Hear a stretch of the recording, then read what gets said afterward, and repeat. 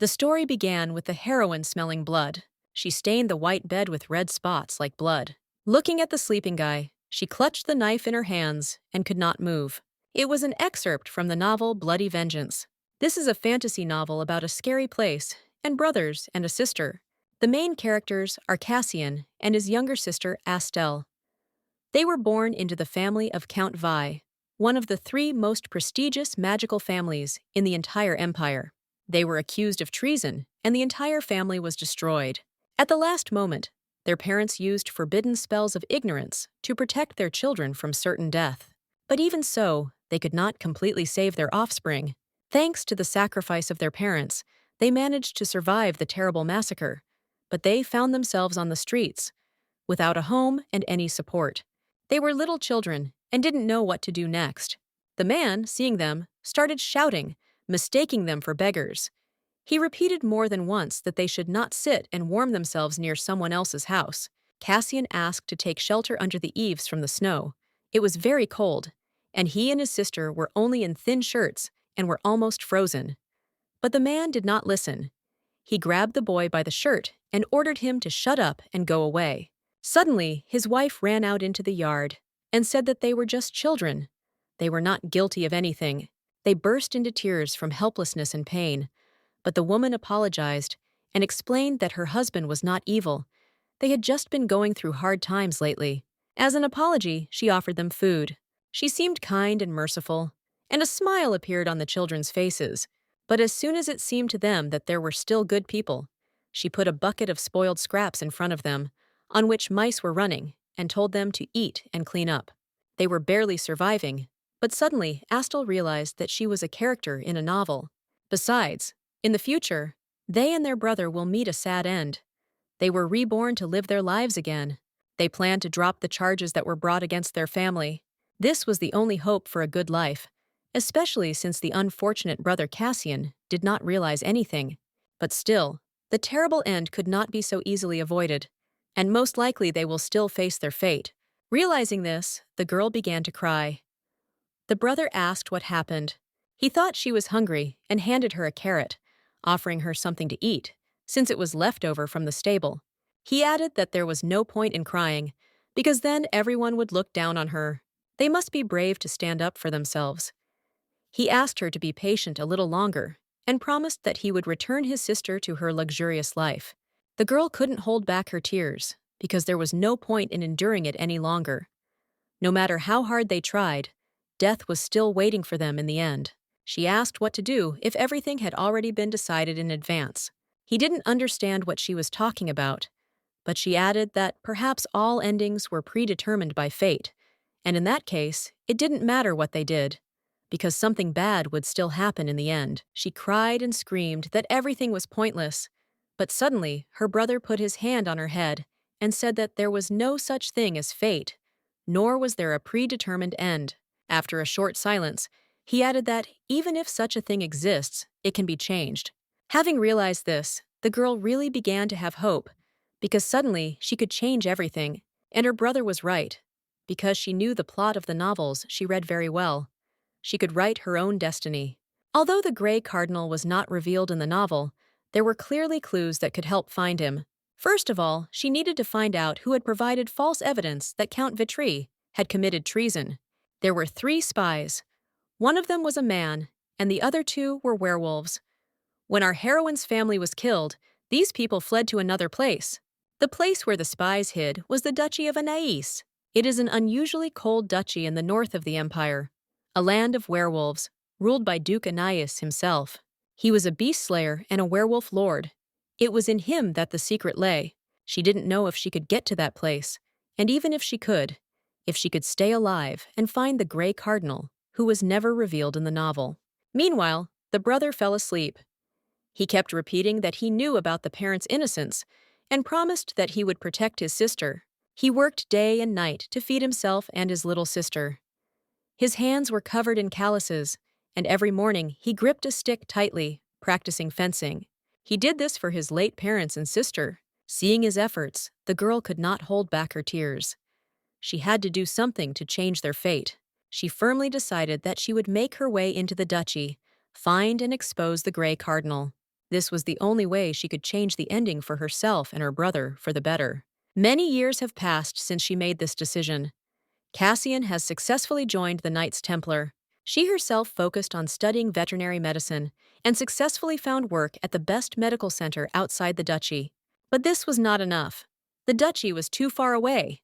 People were looking out the window, watching the castle, when there was a knock on the door. The guy asked if she had prepared the medicines he had talked about yesterday. She asked if she should bring them now, to which he irritably replied that she shouldn't ask questions, but just do it faster. The guy called her slow and stupid. He was the director and openly discriminated against her. But the heroine had to endure it. But now the moment has come when everything will change. This was the moment when she saved Duke Aeneas's life. In the original story, it was the director who helped him, and after that, the Duke considered him his savior. Because of this, he was invited to the duchy to hear his request. But now everything went differently, because she was the one who made the rescue. His Majesty's expression improved slightly, although he still felt unwell. The girl was glad. Her efforts for this day were not in vain. Even if Annas didn't hear her, she still wanted to say that the treatment was over. She added that he should get well soon, and after that, he should definitely take her into the duchy. As soon as the girl was distracted, she quickly fell asleep. Meanwhile, His Majesty woke up. Barely opening his eyes, he looked towards the young girl who had fallen asleep on the bed. When the heroine woke up, she asked who was coming. His Majesty turned around and thanked his savior, adding that he had to repay her. He extended his hand to her and told her that she needed to come to his mansion to discuss the details.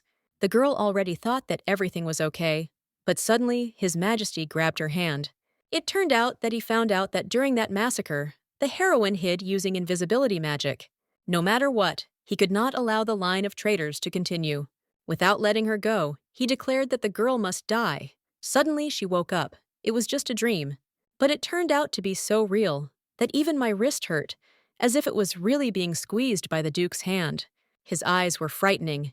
He is a monster slayer and the ruler of the Thorianthrope lands.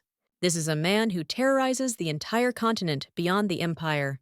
His name and bestial origins were shrouded in mystery. The heroine had to infiltrate Anaïs's mansion. She intended to reveal the identity of the Grey Cardinal, the main enemy of her family, so she began studying therapy to save the Duke, but she was afraid of being exposed. This dream tormented her all her life. What if His Majesty finds out the truth? It seemed as if a terrible dream was about to come true. She was afraid to hear from him that she would have to die. But there was no point in trembling. You just had to do what you had to do. She was glad that His Majesty had recovered and was safe and sound. However, behind her smile, there were unbearable emotions. She was very worried. My heart was constricted with fear. It seemed like it was about to burst. She was too worried. Or maybe this was the aftermath of a terrible dream. And now His Majesty stood right in front of her. She ordered herself to pull herself together. After all, no matter how much effort she put in, for the Duke now she was just a person who saved his life, even if he considered her an enemy. At any cost, she had to get into his mansion. She happily told him that she was happy about his recovery. He responded coldly, remained silent for a minute, and then added that he was grateful to her. She was delighted, thinking that her dream had come true. But his gaze was strange. He looked at her not as a savior, but as an enemy. He said that she was his benefactor, and therefore he would fulfill his promise and repay her. It was exciting and scary.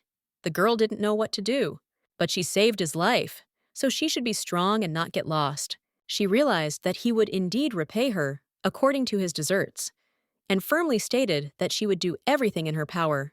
She started to say that she would be happy with any reward, but suddenly remembered.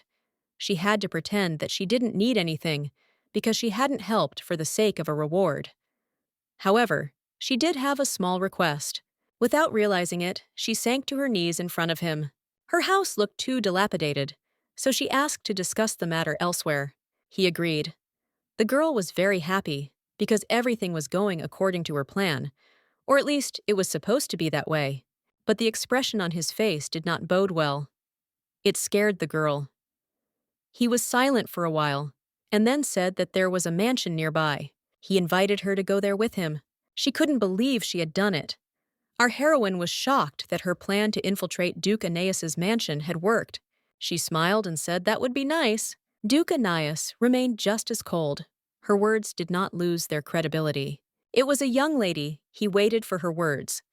Taking her hand, he carefully examined her fingers. This greatly excited the girl, but she remained silent while he examined her hand. The girl's cheeks turned red. Suddenly, she didn't understand what had happened, and it seemed to become easier to breathe. It was that same feeling after everything she had done, and now she had succeeded. She asked the Duke to wait, but she did not understand what he said. He was waiting for her answer. She didn't understand why this was so. The lady didn't quite understand what was going on. She was afraid to say something wrong, and he asked her if she knew who he was. She immediately replied that she did, but judging by the fact that spies were hiding in his mansion, the Duke cannot be just a gray eminence. Still, she wanted to pretend that she knew nothing. She added that she did not even guess his origin. His Majesty was very surprised by this, because from her face, it seemed that she knew everything. The young lady was very worried about this, but she didn't show it. He had a very strange look. His eyes looked like he was about to cry. He said that they would no longer talk about nonsense and suggested going to the castle. Ice thought for a long time, but agreed and said that she was already going with him. His Majesty has already prepared the carriage. The lady couldn't even imagine how everything had been prepared so quickly. She was surprised. His Majesty wanted to know her name, and she introduced herself. Her name was Astel. She was a commoner who worked at a medical center outside the duchy. His Majesty turned to Estelle and apologized for introducing himself so late. He introduced himself as Duke Aeneas and invited her to go to his domain. The lady was once again shocked by what she heard. She still couldn't imagine that her childhood dream and the dream from her past life were about to come true. All the emotions were visible in her eyes: fear, joy, and worries. She promised her brother Cassian the best and wanted him not to worry about her.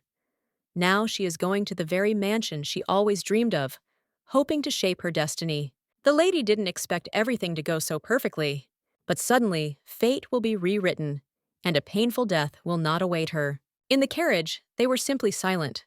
The girl was very shy. His Majesty the Duke simply looked at the girl. She was just a commoner, but there was something special about her. Astel just wanted to disappear from the awkwardness. She didn't say a word after she got into the carriage, although she had something to say. But she got seasick. Or maybe it was the tension, but she couldn't fake it. Her breathing was ragged, and her head was starting to hurt. Everything seemed incredible, because His Majesty was sitting in front of her. Duke Aeneas sat by the window, right next to her, his face calm. She couldn't understand how this was possible. Although the wound had already healed, he almost died. But despite everything, he remained surprisingly cool. Even in such a situation, he was ready to let a stranger into his home. Most trianthropes feel hatred and wariness towards people who have hurt them in the past, but the Duke is probably not like that.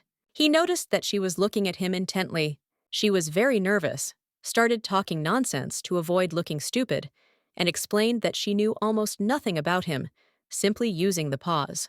She said she was treating injuries, so she didn't even notice his face. It was so beautiful that she herself didn't realize it at first. Now she admired it. If there were other talents, his talent would certainly be in his face. It may have been an exaggeration, but it was still true. His image of him, wounded and fallen to the ground, was incredibly beautiful. She recognized him as soon as she saw him, but she couldn't understand why exactly the Duke was wounded. He is strangely called the God of the Night. He asked if it was true that she admired his face so much. The lady replied that she did not dare to say whether she liked his face or not. Without even realizing it, she felt a slight tremor in her heart. Not just tension. His Majesty looked at her unwaveringly. Her heart was filled with pain as she clasped her hands to her chest. He asked her what was wrong with her, because he felt like something was happening to her. He described her sensations, saying that she probably felt difficulty breathing and had a headache, which greatly surprised the girl. She began to worry greatly, not understanding what he was thinking. His Majesty took her hand and said that if he did so, she would feel better. After that, she really felt much better. It was true. Come to think of it, they were already holding hands. Only she didn't understand what the Duke was doing to her. The Duke was incredibly handsome and intelligent. She realized that his essence concealed many secrets. Suddenly, he handed her a lollipop and brought it right to her lips. It was a strawberry candy, and the girl felt her body relax. She thanked him. She was wary, so he couldn't offer her anything but a strawberry candy. She fell asleep, and he, laying her head on the pillow, told her to rest before they arrived. Once the lady arrives in the duchy, she will learn a surprising truth. When she passed out, she had a strange dream. She was walking on a green lawn, and everything around her was calling her somewhere. When she turned around, she saw no one. But suddenly, from behind the bushes, she noticed a small puppy or cat. It is not clear why, but she still wanted to stroke him. And suddenly, at one moment, he turned into something else, because she thought that he would be soft and fluffy. While she stroked the dog's fur, which seemed thick and smooth, she was in fact touching the Duke himself. As soon as she woke up from her sleep, she was overcome with shock at the fact that she had allowed herself to do such a thing, and she immediately began to apologize to his lordship. Astel was very nervous and said that she fell asleep and she was very sorry. The butlers were shocked by what happened, but His Majesty showed no emotion. The guys were shocked that the girl allowed them to stroke her hair like a peach. Rumors quickly spread, and at that very moment, all the maids learned of the news. But everyone had different rumors, so everyone heard them in their own way, and the workers exchanged distorted versions among themselves. They believed that anyone who dared to touch the head of His Majesty should be beheaded. Our heroine was worried that she had insulted the guy with such an act, and felt strange, so she made such a mistake. At that moment, the servants were even more surprised, because His Majesty said that he was not insulted at all. The servants were perplexed. This was the first commoner who simply touched His Majesty. They were even more surprised when Annis asked the girl to go to the doctor to check her well-being. This reaction surprised the girl herself. His Majesty walked along his corridor. The Duke was met by all his subordinates, and everyone was very happy. But the owner was not interested in anything except where she was now, and whether his doctor was there. He was in his office and was told to prepare everything for the Duke's arrival. The hall workers began to whisper among themselves. It seemed to them that the girl looked like a hamster. The heroine felt that everyone was staring at her, but it was logical, because she made a huge mistake. She felt very awkward around the emperor. The servants were frightened as soon as he looked at them. His gaze was cold and cruel. He was silent, and then called the others to him. Even though she was wrong, it didn't matter what others said anymore, because she saved Duke Anais' life, and she was already used to being treated with arrogance.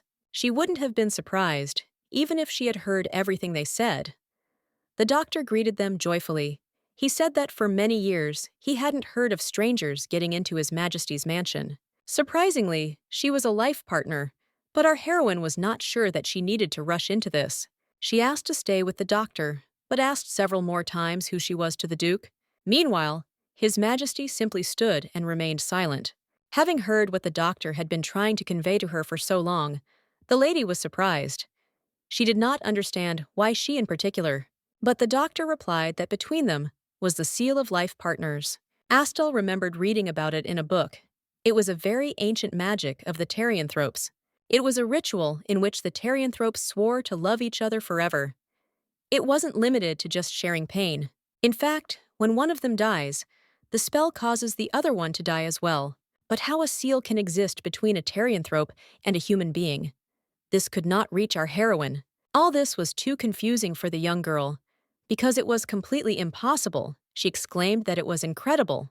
She was very happy, because they were connected by a seal, but she did not participate in any ritual. His Majesty was also very surprised. No one could understand what was happening here. The doctor adjusted his glasses and said that this was an unusual case, because it was a temporary seal of unknown origin. It turns out that from the very beginning of her life, our heroine began to be associated with the Duke. The doctor explained what the temporary seal meant. First, the creation of the seal is accompanied by a slight chill, which can be fatal if not treated.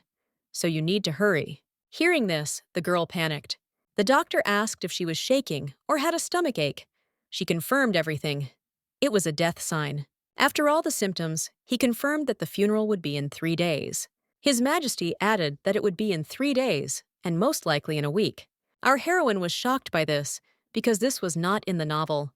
The doctor saw that the girl's expression had changed greatly, and he asked if everything was okay with her. As soon as he tried to touch her, the Duke immediately forbade him to do so. At that moment, he asked what they could do, since he didn't want to die in a week either. The doctor said that they can weaken the effects of the seal, but there is only one option. Having heard that it was possible to survive, the girl decided to touch on this option and began asking which one exactly. Since this is the seal of a life partner, one needs to increase intimacy. This implies any physical contact, and this greatly frightened the young lady. After all, in the Duke's novel, she didn't like it when someone touched him. She didn't know what to do, but the Duke took action first. He took her hand and told her that she wouldn't have to do anything. She was excited, but she was ready to do anything for the sake of her life. His Majesty's expression was as unwavering as ever. At the moment when she asked what happened, she added that she felt a little ticklish. She was surprised by the Duke's determination. Simply holding hands will do for now, of course. Even from such contact with the guy, the girl blushed deeply and said that she still felt better. In her thoughts, she tried to calm herself down, because she had been dreaming too much. She liked it too, because the touch was much more pleasant than she thought. Their lives were in danger after all, and no matter how much he disliked being touched, they had no choice.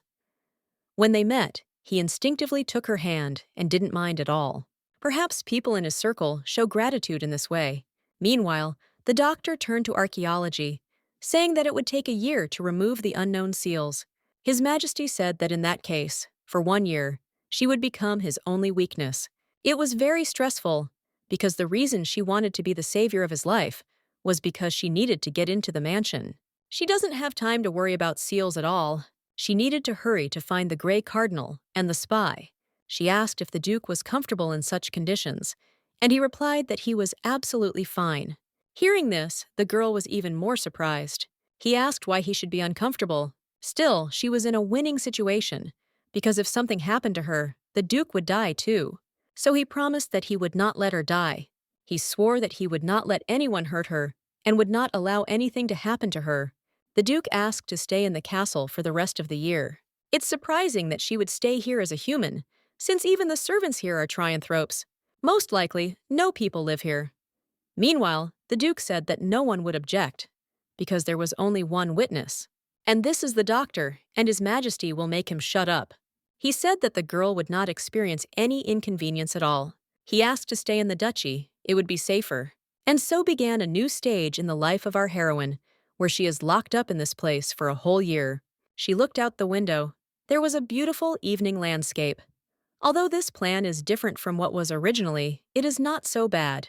The girl found herself a task. At least, compared to working and secretly searching for information, she now lives in a mansion, is engaged in an investigation, and it will be much easier. Besides, she is the Duke's only weakness, and no one in the castle except him can touch her. It was still a good offer, but very suspicious. If the Duke were the Eminence Grise, it would most likely be a trap. But even so, she could find a clue to how to avenge her family. If her guess is true, she will do anything. After thinking for a moment, she agreed to stay in the mansion. The Duke said that this was excellent, and now he was ready to fulfill her request. He let the doctor go. He was a little worried, but walked away. Now that no one was around, she could tell him about her request. She believed that His Majesty would keep his promise to the end. She was afraid that it would only last until the seal was broken. At any moment, she could die by his hand, and no one would even know about it. Hearing the girl's request, the Duke promised that he would protect her even after the seal expired. What she heard calmed the girl down, although her heart still fluttered. As she had expected, it was the effect of the seal. He led her to the room she would be staying in.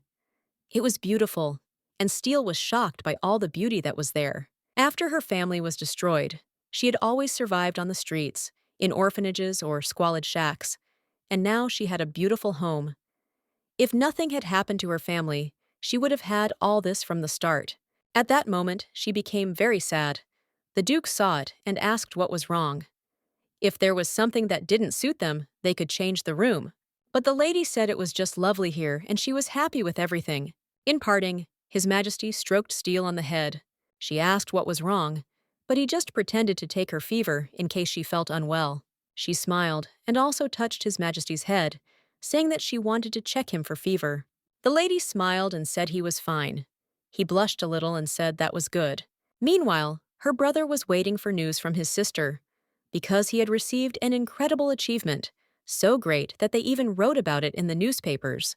He didn't understand why the others hadn't shown up yet. Meanwhile, the Duke suggested that the girl rest, because she was very tired. But she asked how they were going to strengthen their relationship, thinking it would be a good idea to confirm their status to get closer. They would have dinner every day, and she was curious to know his opinion. Although it sounded unexpected, she felt like she would be locked in a mansion. It would be no different from the jungle, where the strongest predators mocked the weakest. But under the protection of Duke Anais, she was in no danger. But she could still face contempt and neglect, because no one canceled the mansion's workers. The queen, if ignored, would not be a pleasant neighbor either. In that case, life would not be as sweet as she would like, but she was already used to it, so conflicts should not have arisen. If they do, it will seriously hinder the gathering of information about her enemies. If everyone sees her enjoying dinner with the Duke, they will understand that she is not an ordinary girl, and then they won't be able to ignore her anymore. If I, the Duke, am one of their enemies, she might learn some of his weaknesses during dinner. She asked him again if she could have dinner with him already, and it sounded like a good idea to him. This made our heroine very happy, and she suggested starting from this evening. But she needed to prepare a little, because she could not have dinner with him like that. However, His Majesty noticed that the suit looked quite good. The lady explained that these were the clothes she wore when she worked at the medical center, and, since she would be with the Duke, she had to look the part to match him. His Majesty realized that the girl cared about her appearance and decided to prepare a new outfit for her. But he still liked the look of the girl in this outfit, and he took her hand, making another compliment. After that, he said that he would take her to the dining room, regardless of her appearance. And he really liked her face. It inspired confidence. Already approaching her room, she could understand why her stomach hurt. She could not believe that she had no jam. The idea was that His Majesty's subordinates would not ignore her, but it didn't work out as she expected. She felt like everyone was laughing at her because she looked bad. She still needed to take a pill for her stomach, and she asked if her luggage had arrived. She wondered how the medical center workers reacted to this as they watched the Duke's servants carry her things. At the very least, the director of the center would be very angry, and this made her happy. When she got to her room, she saw all her things. She quickly changed into her pajamas and started reading the estate manual. As she read each line of the plan, she realized that everything was going as planned. Turning the page, she moved on to the next section. Meanwhile, the maids were discussing how someone had touched the Duke's hair. They thought it was very unpleasant, and she herself was thin and small, like a twig. One of the housekeepers said that they didn't care about this information, because the Duke was the one who decided everything here, and people didn't want anyone to live here anyway. Humans are creatures that start crying and giving up at the slightest difficulty. They thought it was funny to play a joke on her. All people deserve to be treated like this. They were discussing what to do when they were interrupted by someone unknown with a blue pendant around his neck. It was Miss Rudell, Duke Aeneas's headmaid. She added that their job was to maintain the mansion, not to gossip behind someone's back. But the maids were indignant, because there was a man within their walls, and this lady also hated them. She simply turned away and said that it was not worth discussing, because it did not matter whether she liked them or not. She added that they were just weak creatures who were not capable of anything. Meanwhile, our heroine fell asleep. One of her plans was to make friends with Rudell. The next morning, the sun woke her up. She slept soundly through the night and saw a beautiful sunrise. When she woke up, she couldn't understand where she was, but only later she remembered that she had successfully entered the mansion of Duke Anais. Amazingly, she found herself here unharmed, and now it was time for her to start working on her brilliant plan for revenge. But still the soft bed won, and she wanted to sleep a little more, because she had spent her whole life on a stone floor. She had the same bed as a child, when everything was fine in their family. She remembered how her brother Kostya always complained that her bed was much more comfortable than his. She didn't know how her brother was, whether he was worried, whether he was overworked.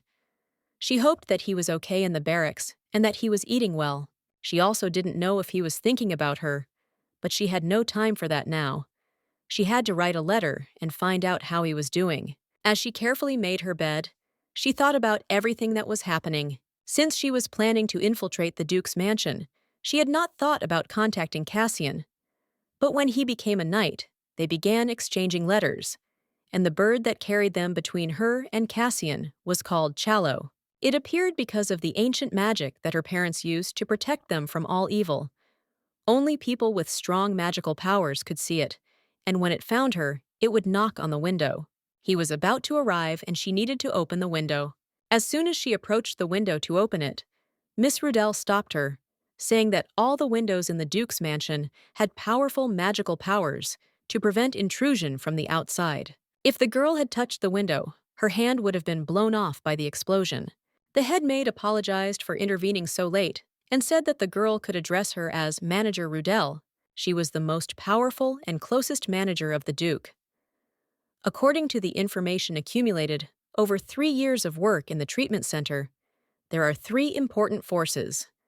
After the Duke, Isa, the captain of the Knight Squad, who has great power. This is the army of the 4 clans of the Second Palace, and finally, the female maid. She's the one who runs the mansion. There's Mr. K. She has information about everyone who comes in and out of the mansion, so the next step is to befriend her. The senior maid began by checking Stahl's identity, so she looked at her with a magnifying glass. Our heroine was very scared, because the woman was so big and scary. After what she saw, would she be able to befriend her? Standing next to the girl with a magnifying glass, the senior maid wanted to conduct an inspection. It was a simple procedure, but the girl understood that most likely, due to her behavior, the woman might suspect something. After all, her father and mother hid the true abilities and identity of Cassian and our heroine for their safety. The rest didn't know if this thing could show that they were not really those people. The woman pressed the instrument against her wrist. What she saw surprised her greatly, because there was some unknown seal on the skin. But still the test was passed. It is unclear why she did it. Most likely, she didn't suspect anything, because her parents' magic is incredible. After this, the woman proceeded to lead the lady to her room. She thought that this was a great opportunity. She would try to carry out her plan and become friends with Rudel. She was still a little afraid, but if she could find out more, it would be easier to become friends with her. The woman seemed like an impenetrable tower, and was unlikely to let anyone get closer so easily. She was never mentioned in the novel. Even the therianthropes at the medical center didn't know who she was. Meanwhile, the senior maid decided to briefly explain what this room was. The woman's lecture lasted so long that our heroine was surprised by such a short version of the story. Therianthropes tend to match the characteristics of their reactions. For example, dogs are friendly towards people. Dolphins are excellent swimmers. But the maid herself was so delicate and cautious that it was stressful for our heroine. Most likely, representatives of her race can intimidate the enemy simply by standing still. Listening to the woman's lecture, our heroine wondered who could have been in the place of the race: a wolf, a tiger, a lion, and other large creatures. And Stahl thought that Rudel's manager was most likely a panther or a jaguar. But still, her hand definitely resembled claws. His Majesty, the Duke, noticed that the girl was worried about something. He approached her more than once, but she did not respond in any way. Our heroine realized that she needed to think less about Rudal, otherwise she would seem very strange. This calmed the Duke, because he was worried that she would like everything. His Majesty also thought for a long time about what she would like, and so he didn't come up with anything. He wanted to listen to the girl's story to get to know her better. He was interested in what food she liked and what ladies she was friends with. Hearing such a question, our heroine fell into a stupor because she did not know what to answer. She was scared because Aeneas was trying to find out her true identity. Even though she had passed the test with the magical device, she was still afraid of showing weakness and falling under the Duke's attack. Still, the girl expected such a test because a magic tool is only the easiest.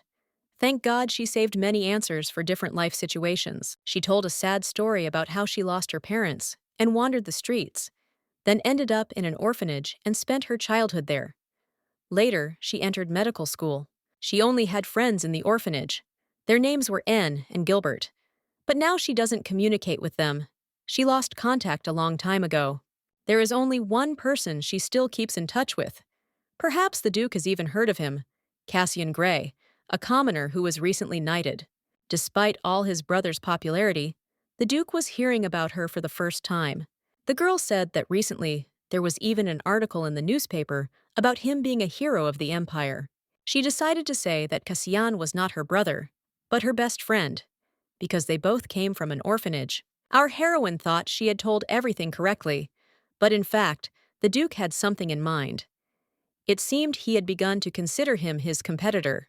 He had already decided that someday he would have to visit the guy. To break the awkward silence, Astal asked if Anais had any friends. He answered briefly, "Only one." This greatly surprised the lady. Looking at the Duke's face, she saw pain there. He promised to bring this friend back, no matter what. She didn't understand who he was talking about. Her thoughts stopped when she felt a strong pain in her heart. This pain was the sorrow that weighed so heavily on the Duke himself. No one could feel it except her. Our heroine understood that the guy's fate was not easy. He took her hand, but it didn't help the pain much. After that, the guy kissed her. Surprisingly, everything became much more pleasant. The pain instantly passed, as if the kiss had been from an angel. She immediately felt much better, as did the Duke. Meanwhile, the lady's heart began to beat strongly from excitement. She was very surprised how the guy could be so calm and not even flinch. She asked what animal the Duke had and thought it was a fox. He asked if the fox looked like a human. Surprisingly, his race was not revealed in the novel, nor was the race of the headmaid. The lady suggested that it was because he did all these things very naturally, and most likely it was a fox's character trait. What he heard surprised the Duke. Most likely people think that all actions correspond to their animals. He said that most trianthropes are born with the characteristics of the corresponding animals, but occasionally there are those who are the opposite of their animal nature. This shocked the heroine. Even if a trianthrope has fox features, it is not always so. He said that if they get closer, he will understand what species he belongs to. The day had been very difficult. Astal thought about Anais' words. She could not forget that passionate kiss on the hand that the Duke had given her. Within a minute, she forced herself to return to normal thoughts and stop dreaming about nonsense. After all, a new clue has emerged, namely that some trianthropes may not correspond to their nature. Perhaps Rudal is one of those. Suddenly, the head maid came to Miss Astel. She asked if she could come in. The lady allowed her, but what she saw greatly surprised the woman. The others were no less surprised. "I didn't expect the head maid to come to her." The woman has a problem. She is not satisfied with the quality of work of the other maids. No matter how good they are, they still don't meet her standards. She didn't know if it was possible to find someone who could clean and tidy as well as she liked. Rudal said that when she thinks about it, she gets so nervous that her head starts to hurt. It had become so familiar that it had become almost a constant pain, but what she saw simply stunned her. Her emotions were vivid and unexpected. She found a place where everything was in its place, perfectly tidied up. And next to this splendor stood our heroine, impeccably dressed and looking like a real lady. Austal greeted the woman with sincere respect, trying not to show surprise, but feeling a slight uneasiness from the fact that everything here seemed too perfect. For the first time in her life, she was so impressed by this place and the people.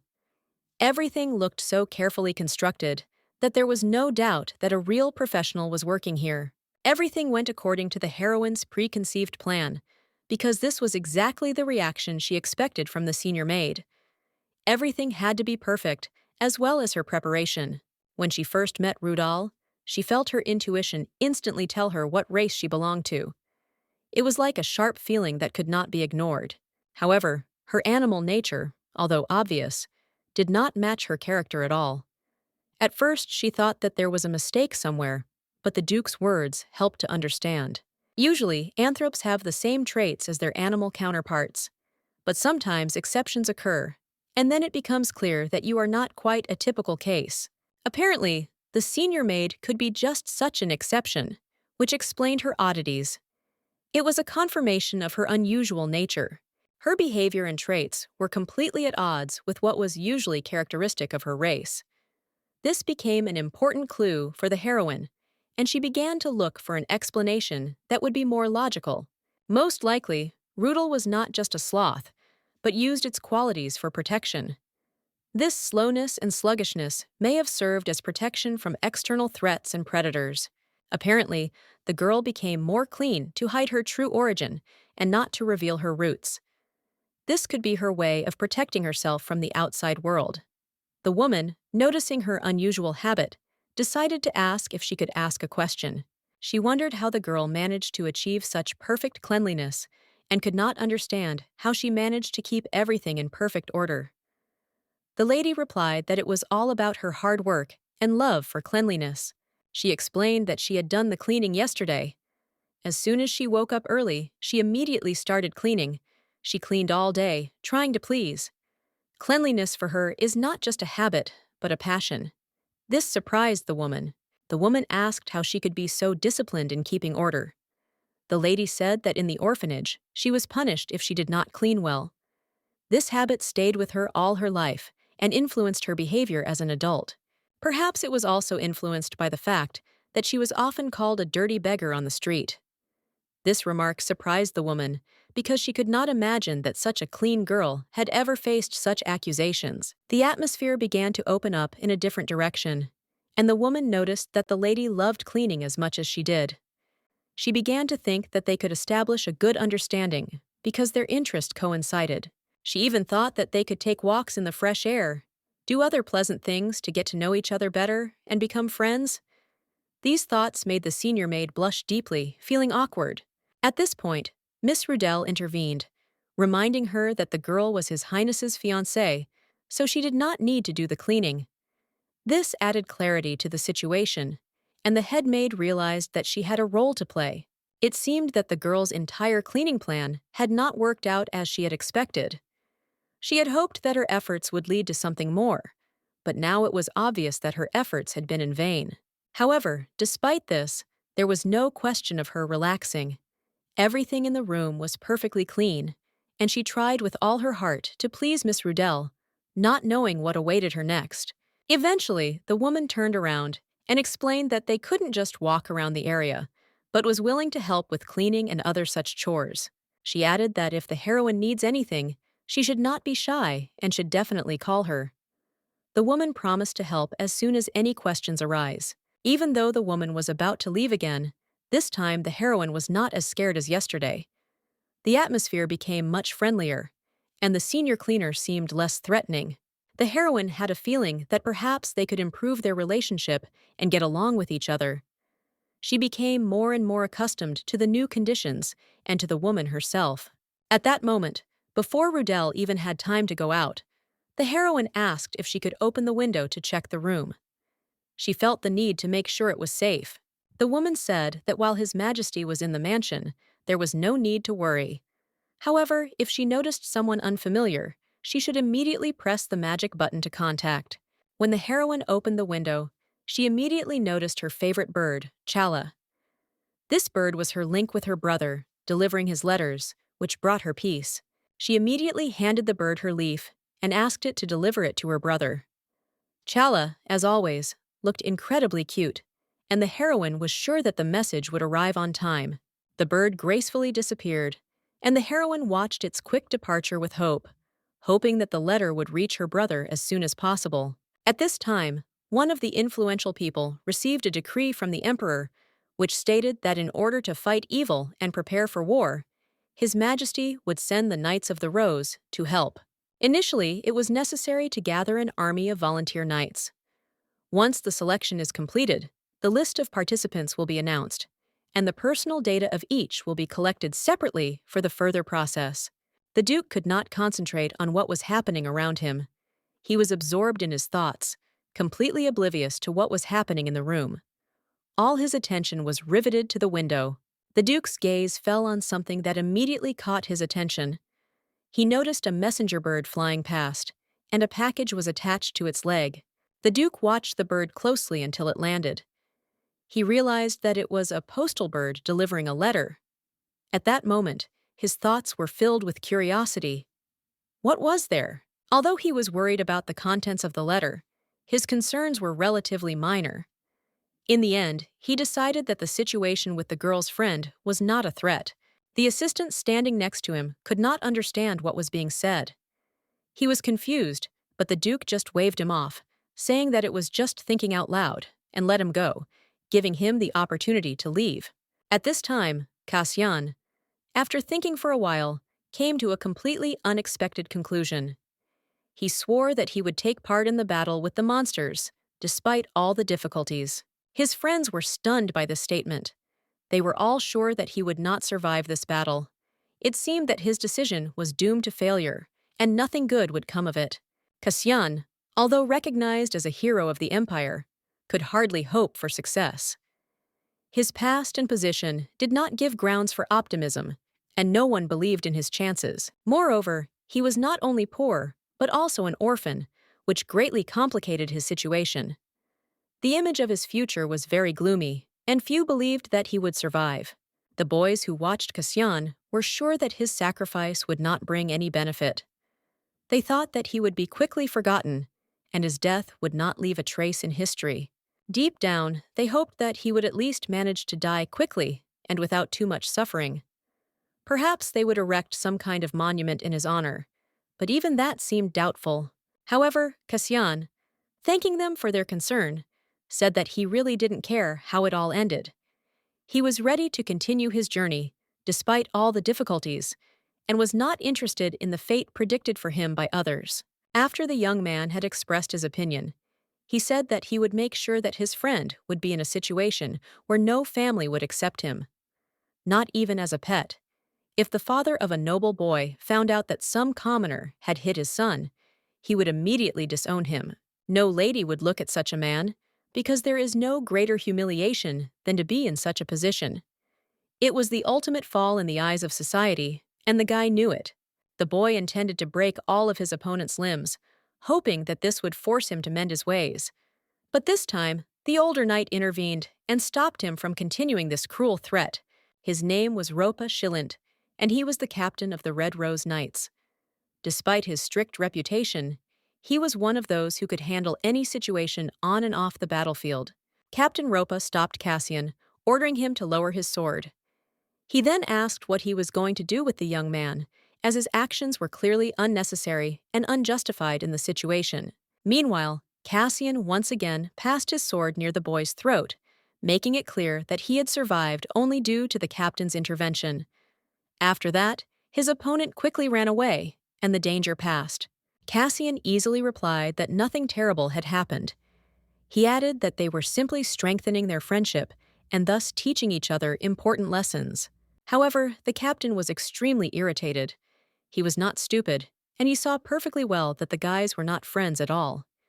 He could not understand why Cassian was so hot-tempered, because he promised to be more restrained in his actions. During the conversation, the captain also couldn't help but ask about the strange request to participate in the battle with monsters. He was surprised that Cassian showed such initiative and wanted to understand what was behind this decision. Particularly odd was the reason given in the application. It said it would be a lot of fun, and the goal was to defeat all the monsters. It seemed crazy, but Cassian didn't share that view. The older knight, unable to comprehend what was happening, slapped himself across the face. He asked Cassian to stop joking and listen. He knew his abilities better than anyone, and he was sure that this battle would be much more difficult. This magical creature has powers that are very different from those of humans. Its abilities are beyond normal understanding, and it has a special influence on what is happening. Sure, they'll have to fight other people, but they've all experienced the loss of loved ones to magical beasts. That pain makes them fight with an incredible amount of rage and determination. Each of them goes to war not for glory or power, but to avenge their loved ones. Everyone risks their lives, because they cannot forget what they have lost. He asked the boy again if he understood the gravity of his decision. The boy replied that he was fully aware of the situation, because he himself had lost his parents, and was now determined. He decides to go north, because a few days ago he received a letter. Some servants who worked for the family of Count Vaitre have fled there, and this gives him a reason to move in the same direction. However, the real reason he is heading north is hidden. It is his sister. He is willing to risk his life for her, and only she drives his decision to go on a dangerous journey. He intends to head north immediately to retrieve his sister. Although he is a good man, he still remains in the Duke's mansion, not wanting to rush and risk too much. He told the captain that he was heading north to ensure his sister's safety and to find ways to take revenge. Readiness to defeat any enemy became his main goal. He asked the elder if this was enough of a reason to set out on a journey. The elder was silent, not knowing what to answer, because it was too personal and important for the boy. The captain realized that the boy would not listen to his advice. He only asked him to be careful, knowing how difficult it would be to stop his determination. And although the captain said not to worry, he was not really worried about the boy. His concern was about something completely different: Duke Aeneas, who was drawn into these events. The boy wondered what Duke Aeneas was really like. He wanted to know what others thought of him and what he was like as a person. He replied that when Anais first appeared on the battlefield, people immediately began calling him the devil. There were rumors that he tore enemies apart with his bare hands, and that should be taken into account. Although no one could confirm these rumors, our hero began to think that he might be the first to witness such horrors. It seemed that the Duke was crazy. The captain said that rumors were often exaggerated, but he believed that they were not without foundation. After all, the captain would not lie. The girl's brother, hearing this, was sure that his sister was living with a psychopath. The Northern Territory was almost a separate state, with a non-aggression pact with the kingdom. It was a neutral zone, but that didn't mean it didn't have its own rules. Even knights sent by the emperor had to have a special pass to get to the north. The commander asked with interest how determined the boy was, because he had heard a lot of new things about the Duke. However, despite all his fears, the boy became even more determined. He felt that he was ready to go to the north immediately to sort out the situation and help his sister. He made a mental promise to himself to get to his sister as soon as possible. His heart beat faster when he thought about her need for his presence. Although he didn't know all the details yet, he prayed to heaven that his sister would remain safe until he arrived. The lingering smell of blood always hung in the mansion of Duke Aeneas. Only now Astel realized that all this was not accidental. Bloody revenge and the tangled events of the past engulfed her. It was in this castle that the spies who destroyed the Vetri family operated. It was also here that those who once tried to take the little girl and her brother. Everything was connected. After a nightmare that shook her, the girl woke up. But her first impression was strange. In the darkness, she saw a hand reaching out to her, and her heart skipped a beat. As soon as Astel came to her senses, she was immediately frightened. In front of her stood two maids who suddenly appeared nearby. Their appearance was unexpected and slightly alarming for her. The girls introduced themselves. One of them, in a soft and calm tone, said her name was Jenny. The second, a little more assertive, called herself Sally. Both seemed kind. The maids began to apologize for their sudden appearance. They did not want to scare Estelle, but it happened. Suddenly, they burst into her room without warning.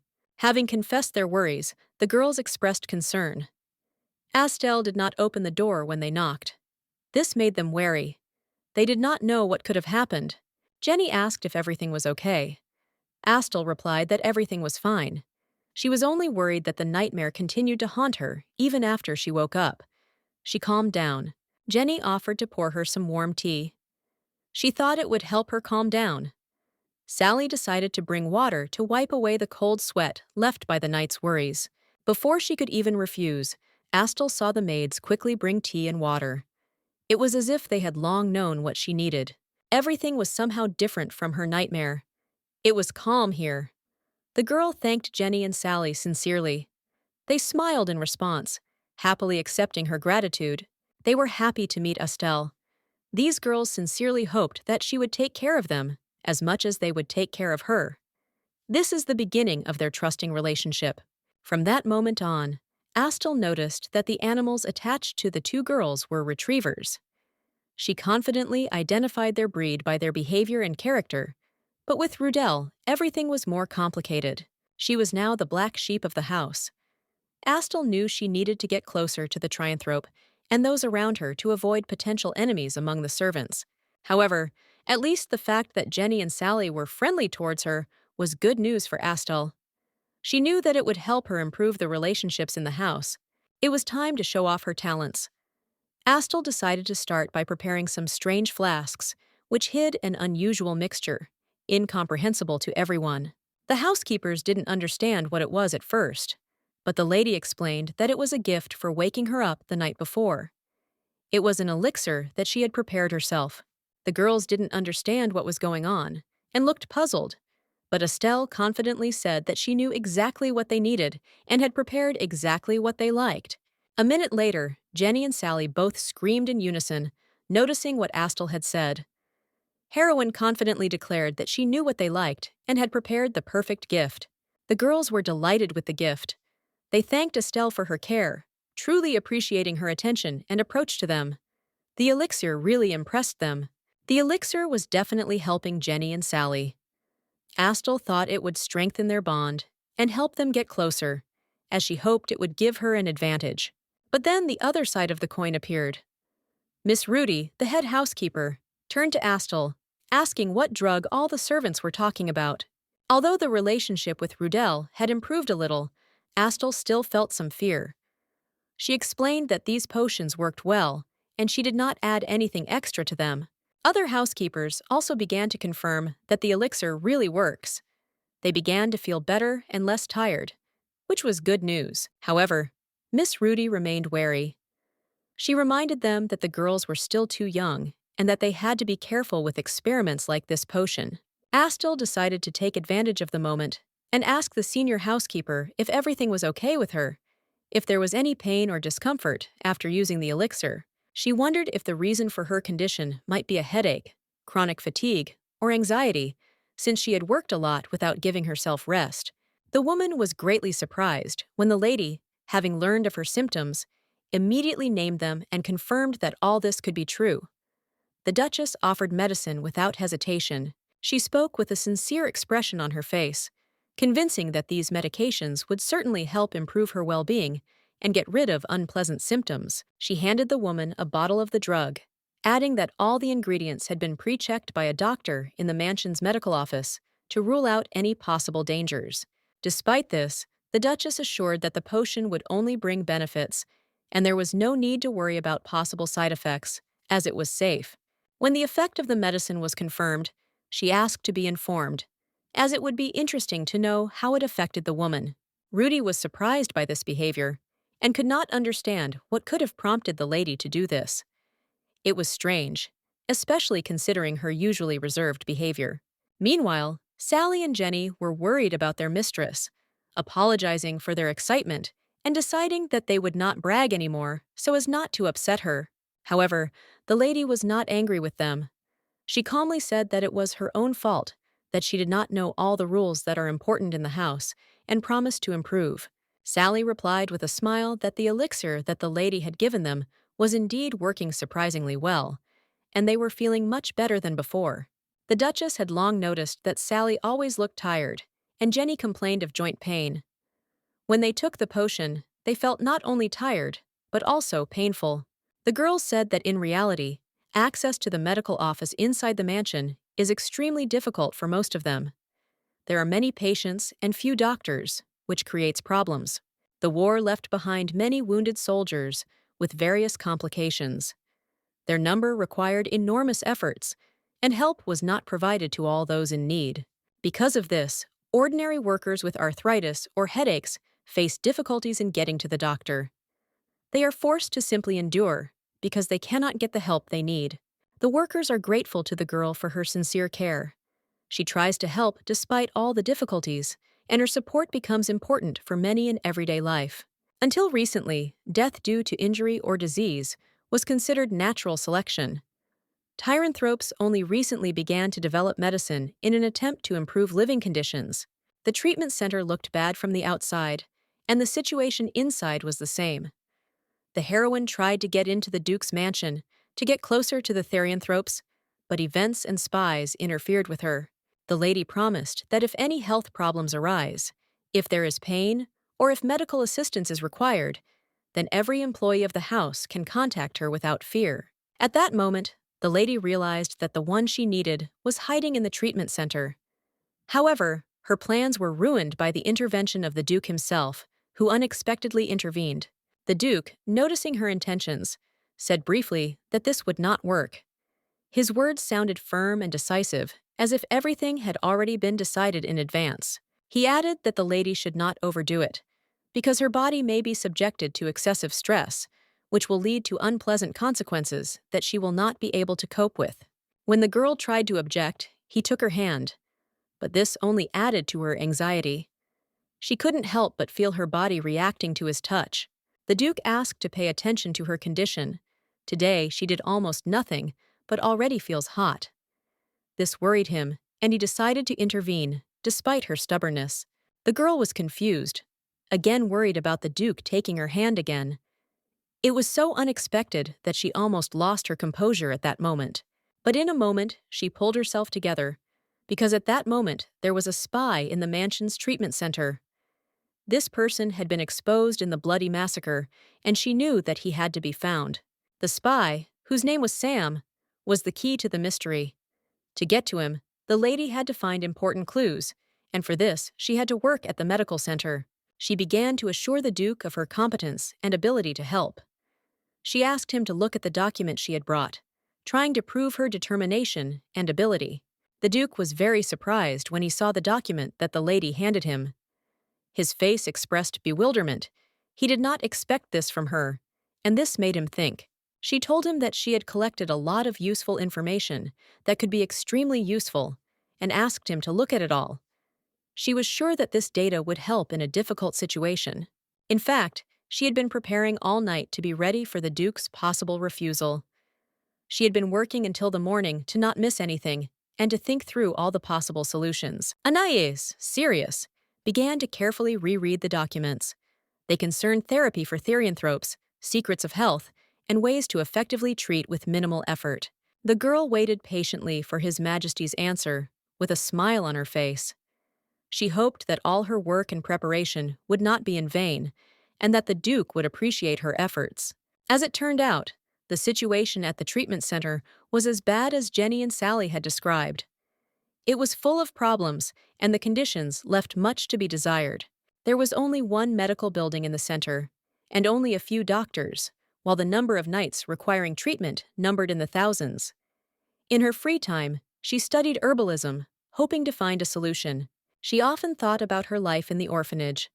When other children were sleeping, she read books, studied old methods, and tried to learn everything that could be useful in the future. While working at the hospital, she mixed various ingredients. The result was not ideal. The tincture was a little cloudy, so she decided to add sage, hoping to improve the composition. Despite being tired from work, she continued her studies, often overloading herself. Because of this, she began to have problems. Her nose often bled, and she was worried that her health might suffer. She was very worried and asked how His Highness reacted to such problems. The girl did not know what to do and sought comfort in the answer, hoping for his understanding and support. She was sure that when he saw the results of the work, he would not be able to refuse. Everything that was stated in the documents should have convinced him to make the decision she was waiting for. She hoped it was enough, although, frankly, she knew that the data presented was only the beginning. She couldn't predict his reaction exactly, but she still had faith. The document also detailed how to neutralize monster poison, methods to treat post-traumatic stress disorder in nights, and other important aspects. He read it all carefully, but remained silent. He was surprised, because she had put a lot of work into this report. She thought it was not enough, but in fact, everything had been carefully worked out, and now her words depended on his decision. Meanwhile, the girl could barely contain her emotions. Deep down, she was sure that the data she presented was the perfect strategy that would help everyone she wanted to support. Realizing that the mansion was short of doctors, she sincerely wanted to help the knights, especially those suffering from injuries. Rumors about the situation made her feel like this was her chance to do something important. His Majesty was very surprised when he heard the girl's words. He did not expect such determination and willingness to help. This caused him a mixture of surprise and thoughts about what to do next. Asteria added that she really wanted to help. Her voice was full of determination, and her gaze was persistent. For her, this was not just a wish, but a real need. The Duke, meanwhile, began to recall his childhood, filled with failures and humiliations. He was always told that he was worthless, that he was a loser, and in the end, he was fired. Among all this obscurantism, there was only one bright moment. She, the heroine of his thoughts. It was her that he remembered when he was surrounded only by negativity. Her presence seemed to save him from all troubles. Astel fell silent for a moment, deep in thought. His gaze became thoughtful, and his fingers lightly tapped the table, as if helping to organize his thoughts. But he didn't think long. After weighing all the pros and cons, he made his verdict. The girl must prove her competence by curing one patient in 1 hour.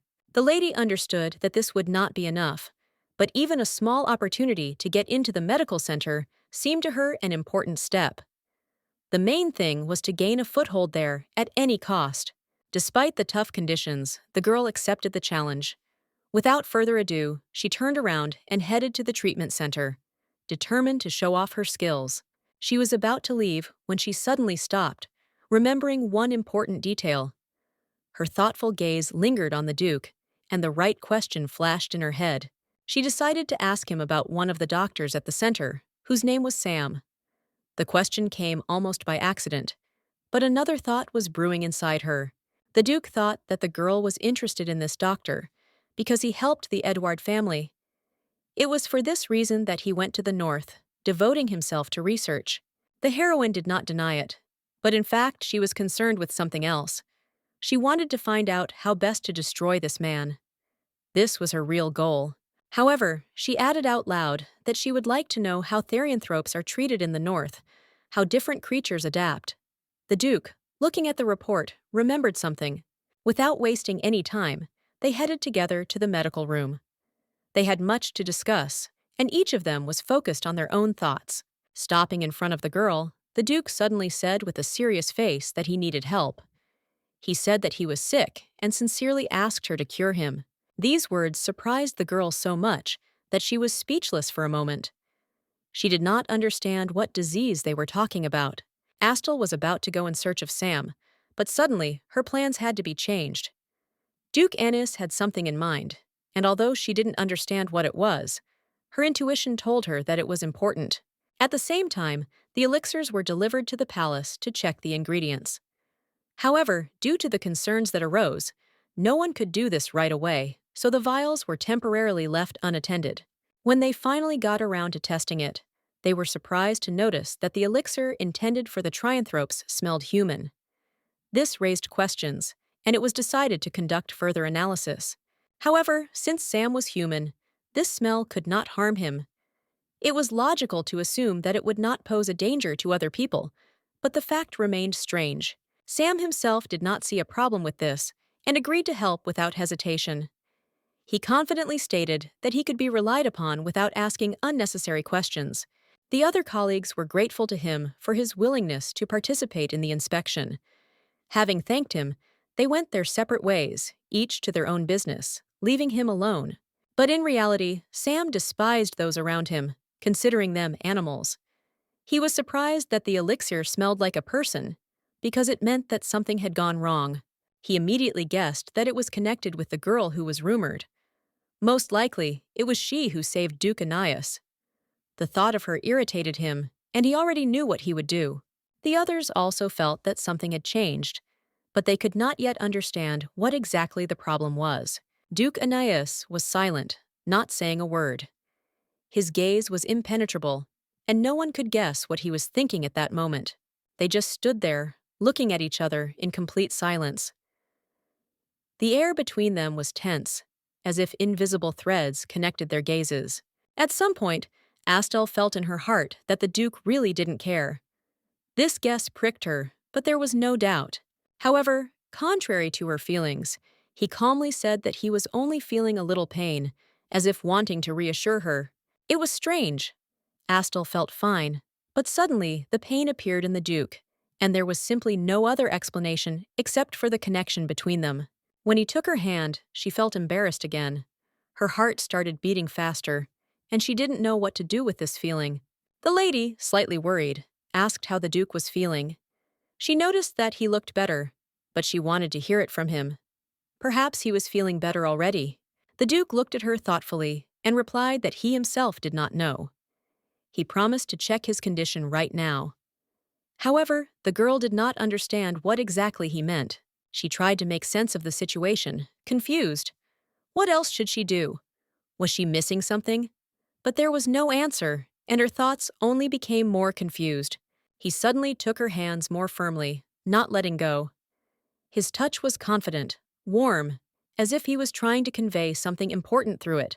The next moment, he slowly leaned down and touched her lips with his. It was an unexpected but soft kiss that took her breath away. Then he calmly invited her to kiss his hand. His gaze was searching, as if he wanted to test her reaction, but he did not rush her, giving her time to process the moment. But before she could do so, he suddenly smiled and said that he was feeling much better now, so she didn't have to make any more efforts. The lady froze in surprise, not understanding what had just happened.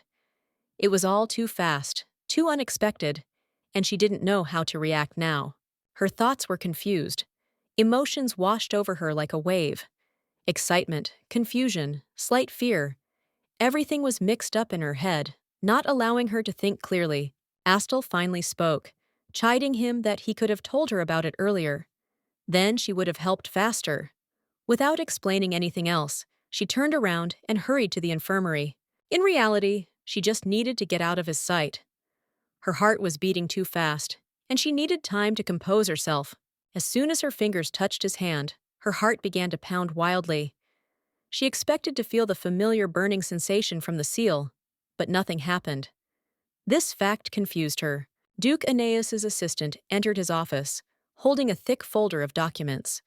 These were the personal files of the members of the Knights of the Red Rose, necessary for issuing passes. When she looked up and met the Duke's gaze, her breath caught in her throat. He looked simply dazzling, refined features, noble posture, a sparkle in his eyes.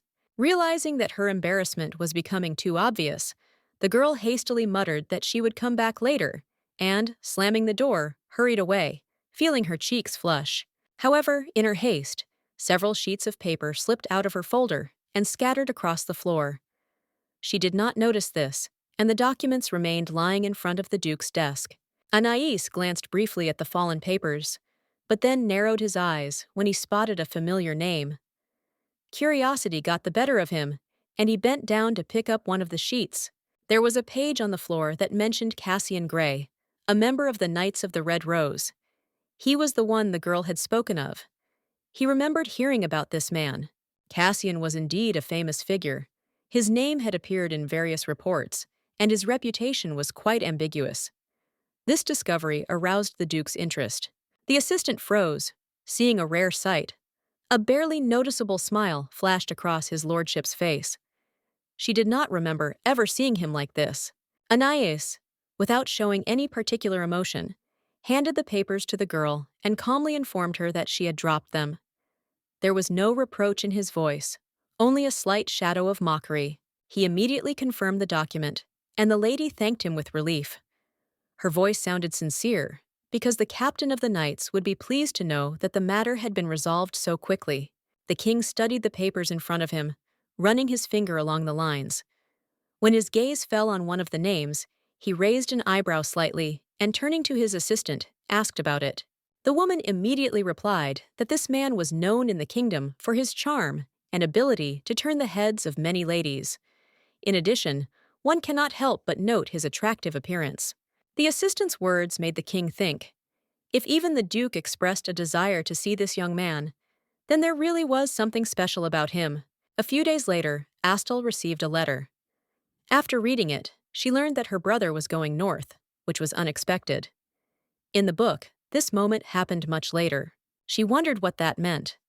Perhaps she would soon have the opportunity to meet Cassian, which left her with mixed feelings. In the morning, as soon as she woke up, the maids joyfully entered the room. Their faces were shining with happiness, and they greeted their mistress with enthusiasm. Astel responded with the same warm smile, and slowly sipping her tea, listened to their chatter. Their sincere attention raised her spirits a little. One of the maids, lowering her voice, shared the news. Today, Astel will go to the treatment center. Moreover, the Duke himself prepared a special medical suit for her. When they handed her the clothes, Astel looked at the girls with gratitude. However, there was a letter lying on the folded cloth, which surprised her. In the letter, the Duke asked her not to overexert herself and to find time to rest. He also stressed that if any problems arose, she should inform him immediately. As she read the lines, her heart began to beat a little faster. Where did this anxiety come from? Or was it something else? She didn't want to figure it out, but the feelings spoke for themselves. She was determined to thank him for his concern. Taking a deep breath, Astel headed to her office to get to work. At the treatment center, the staff were busy with casual conversations, discussing everyday matters. The atmosphere in the room was relaxed and familiar. As soon as she entered the hall, their conversations died down. The girl greeted everyone confidently, and her appearance immediately attracted the attention of those present. Estelle introduced herself in a calm voice, saying that she would be working at the medical center from today on. She spoke confidently, but there was something else hidden in her eyes. The boys looked at each other, not knowing what to do with this information. They didn't ask any unnecessary questions, but a tense silence hung in the air. In fact, her real purpose was something completely different. She wasn't there for work at all. Her mission was to track down and capture Sam. At this time, His Majesty gathered his subordinates for an important conversation. The atmosphere in the hall was serious. No one dared to be distracted, because critical issues were to be discussed. He was not just having a conversation, but also signing important documents at the same time. However, his thoughts kept slipping away somewhere, occupying him more than the matters being discussed. According to the investigation of his loyal assistant, nothing suspicious has been noticed in the area. About 100 have been thoroughly checked, and fortunately, there is not a single potential enemy among them. To the surprise of everyone who lived in the mansion, Estelle was perceived as an incredibly kind and caring person. She quickly gained the respect and sympathy of those around her. However, he could not understand what connected this girl with Cassian. It remained a mystery to him, and the more he thought about it, the more uneasy he became. The Duke was increasingly worried that Cassian Gray might take advantage of her kindness. Someone as sweet and compassionate as Estelle was an easy target for manipulation. His thoughts began to carry him too far away. He even imagined how it would be better to buy an island and live there far away from everyone. But Cassian's sudden smile brought him back to reality. This made him incredibly angry. Perhaps Cassian smiled simply because he was thinking about money. This irritated him even more, but he could still contain his emotions. He continued to stare at the knight, who simply remembered how round his sister's cheeks were. They resembled a hamster's cheeks, and it made him suddenly smile. The captain reported that the emperor had given his official consent to the war against the monsters. This was an important step that required immediate discussion and preparation. The Duke firmly stated that the ideal time for this was the end of next spring. Before that moment, careful preparations had to be made, so as not to leave any chances for failure. The Duke noted that the mansion was obliged to provide food not only for its lands, but also for thousands of knights, infantry, and cavalrymen. This was a huge burden that required careful preparation. In response, His Majesty suggested using letters and magic for communication, especially when important matters needed to be agreed upon. This decision surprised the captain, who had not expected such practicality. Kostyan had heard many good things about His Majesty's tactical genius and was beginning to understand why everything was so well organized. He admired the man, but suddenly noticed that he did not notice him. As the Duke prepared to leave, his path was blocked by the head of the family, Vazio Kelter. He politely interrupted his walk to ask an important question that was clearly bothering him. Kelter said he had heard that the Duke had taken a girl named Astel under his wing. He asked if this was true and what her role was in the matter. Faced with a choice, the Duke explained that Astel had once done a favor for his family. As a token of gratitude, he had decided to allow the Jaguar line to support her. It was his decision. Hearing this, Astel's brother became very worried. It was difficult for him to understand what his sister was really doing. It was strange that the proud Jaguar supported a commoner. Unexpectedly, the Duke rejected the Jaguar clan's request, stating that he was the first person whose life Astel had saved. This statement surprised everyone, but he was confident in his decision. No matter if Astel saved another life or helped someone else, she would always be under His Majesty's protection. It was a promise he kept. The Duke spoke his words to the full hall, among the various representatives. He hoped that his expression was clear and understandable to all, and that no one would understand it differently. Crutch couldn't understand why Anais had behaved so selfishly, and this made him even more worried about his little sister. He was beside himself with worry. Anxiety overcame him. His nerves were on edge, and he even put a stone in his pocket, trying to calm down. But this gesture only increased his internal tension and concern for Astel. The stone turned out to be an expensive shadow projection artifact, but Astel couldn't understand where her brother got the money to buy something like that.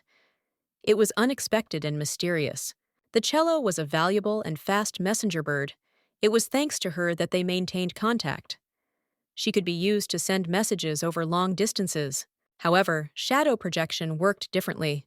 With it, Astel could see her brother at any time, no matter where she was. It was a great gift, and she was grateful. She promised herself that no matter what, she would have to get revenge.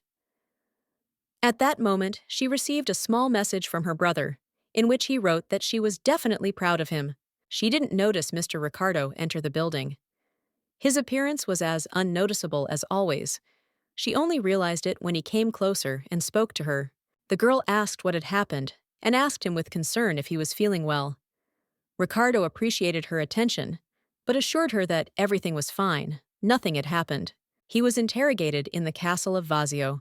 He told everything he knew, but warned that if he did not tell the truth, he would simply be killed. He understood how dangerous the situation was. He and his friends carried out the orders of the darkness, but they knew nothing about the goals and identity of the Grey Cardinal. This was terrible, because the puppeteer hid behind his puppets, leaving no trace. Despite this, she received information about another spy. He had a scar under his eye that could help find him. This was an important discovery that could lead to a solution. In addition, the spy wore a medal on his chest. This was another noticeable sign. He was also a master in handling a sword, which gave him a considerable advantage. Thanks to these skills, he found himself in the Duke's castle as a knight. These thoughts haunted the girl. She felt how important every moment was for her investigation. She quickly made a decision and told Ricardo that she wanted to check out the Swordsman Training Center. It was an important place, and she felt that there was something important to learn there. Ricardo did not object and immediately agreed to take her. He understood her impatience. The girl could not calm down, constantly asking when they would finally get to this place. Here, finally, on the horizon, appeared the walls of that very training center that she had been waiting for so long. A place where many secrets were hidden, ready to be revealed. The Duchess was looking forward to the moment when she could understand what was hidden behind all these walls. Something important must be hidden in this place, and she felt it. But something caught her attention before she reached her destination. The Miley grass. This rare plant, which she saw for the first time in such quantity, and she could not understand what it was doing here. Suddenly, a young guy appeared in front of them, curiously asking what brought them to this place. He looked interested, but also a little confused, not understanding who was in front of him. He was obviously delighted by the girl's beauty and asked with genuine surprise who this beautiful lady was. However, Mr. Ricardo did not waste time and quickly ordered him to step aside, reminding him that she was the future wife of the Duke. The boy, meanwhile, continued to admire the young lady because she had already saved the lives of both His Highness and Mr. Ricardo. This was something special for him, and her courage made a deep impression on him. The older gentleman, noticing their interest, offered to show them the training hall. The lady added that it would be interesting to see how the training was conducted, because she could not miss the chance to see it with her own eyes. The young knight agreed without hesitation, and willingly led them to the training area, where they could see how the classes were conducted and what was going on within the walls of this training center. In the training hall at this time, each of the young knights competed with others, honing their fencing skills. This was serious work, preparation for future battles and trials. The training session was in full swing during their visit, which upset the lady a bit, as she was hoping to see the guy with the scar on his face. But apparently, fate decided that she had to wait a little. At this time, two young recruits, who were just starting their path to knighthood, were watching in the gym. These guys were so young that they managed to cause the trainer a lot of trouble and problems. The guy realized that he wouldn't be able to get rid of the kids. He decided to ask if he could finish the tour here, because he had a lot to do, and time was running out. Austal was glad that the tour was over, because she was already heading to the right place. She promised that she would definitely come back next time when she had the opportunity. Ricardo hurried away, knowing that other knights would soon be arriving to prepare for the swordsmanship tournament. It was an important event that required a lot of time. The lady, hearing about this, immediately showed interest. Her attention was captured by what she learned about the tournament. This event became a reason for her to think. As it turned out, the competition was to take place in Severogartsev 2 in a month. It was a major event in which the best knights from the north participated, which caught her attention. In addition to the tournament, there was to be a parade and sword shows. The program promised to be incredibly interesting, and the girl thought that there would certainly be a healer among the knights. After some thought, it dawned on her. She quickly realized that she could use this opportunity to offer her assistance in the tournament. Today, the lady was going to tell the Duke about her desire to help in the tournament, but she was not sure how best to approach the matter. She wanted to find the right words. The situation was strange. The Duke looked at her with unusual pity, which caused her some confusion. She did not know how to interpret it. However, she felt that she was in excellent condition today. Her brother also noticed that her cheeks had become even plumper, which could indicate that she was feeling well. After waiting a little, the Duke turned to Astal, asking her how she was feeling today. He was paying attention to her condition and wanted to make sure she was okay. The girl, without hesitation, answered that she felt fine. Her answer was confident, and she did not show the slightest doubt about her well-being. Anais responded with a cold tone, and this reaction made the girl very surprised. She did not expect him to react like this, considering their recent conversation. There was no warmth in his eyes as before. A minute later, however, he suggested something unexpected: to go with him to the sea after dinner. This was not an ordinary proposal. His idea was clearly more than just a walk. The girl was stunned, because she did not even suspect that the mansion had an outlet to the sea. But it turned out that it was not in the mansion itself, but on his duchy. She remembered reading about the sea freezing in winter and really wanted to see it. As a child, she was always drawn to the sea, loved to walk along the coast and look at the endless waves. It was her place for reflection and peace. The sea air brought her peace, but now she had a problem. She had already promised to meet her brother, and she couldn't cancel the meeting. But the thought of the sea and Anis's offer continued to torment her. Anais, noticing her confusion, felt that something was wrong. He looked at the girl carefully and, worried, asked if everything was okay. He clearly understood that something was bothering her. Hearing her refusal, the girl explained that she had to meet with her brother Cassian. As soon as he understood this, his face became more severe and his gaze sharp. He did not hide his displeasure. Pastel felt like even the grinding of Anais's teeth could be heard across the table. She felt the tension in the room growing, and she felt bad for disappointing him so much. But despite everything, Anais found a way to resolve the situation. He said that Cassian would be very busy today and promised that he himself would do everything she asked.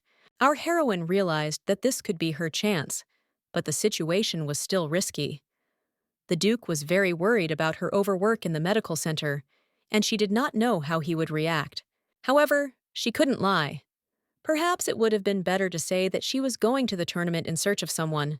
In any case, she couldn't miss such a chance, despite all the doubts. In an instant, she noticed the Duke's hand begin to move. This caught her attention, and she immediately realized that she had to act quickly, not to miss the opportunity to help. She stood up and offered to treat the cut for His Highness. Embarrassment slowed her down a bit, but professionalism prevailed, and she prepared to do her job.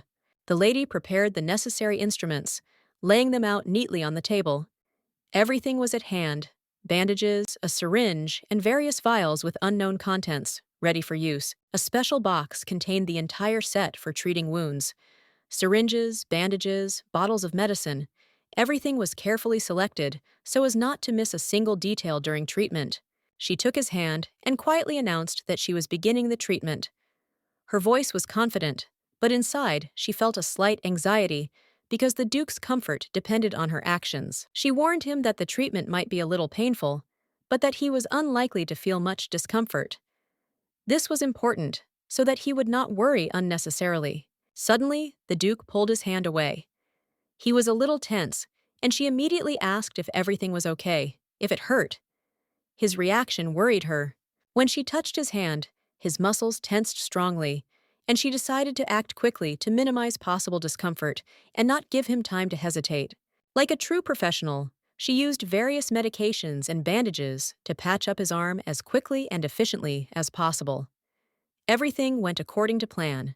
After the work was completed, she raised her hands and said that everything was ready. Now the Duke would definitely not feel any discomfort, and the wound would heal without complications. The Duke inquired about the condition of his seal, and the girl replied that everything was fine. She was sure that she had done everything correctly, but she still couldn't help but worry. He breathed a sigh of relief, as there were no serious problems at the moment. Everything went as planned, and he felt much better.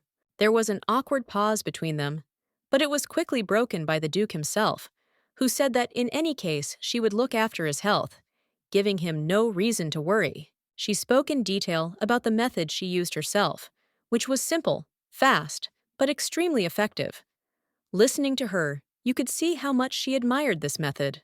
The girl believed that in a month, the Duke would have to undergo a special medical examination, but the guy did not quite understand what she was getting at.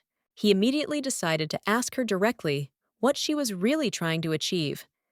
This question made her blush, not expecting such a turn of events.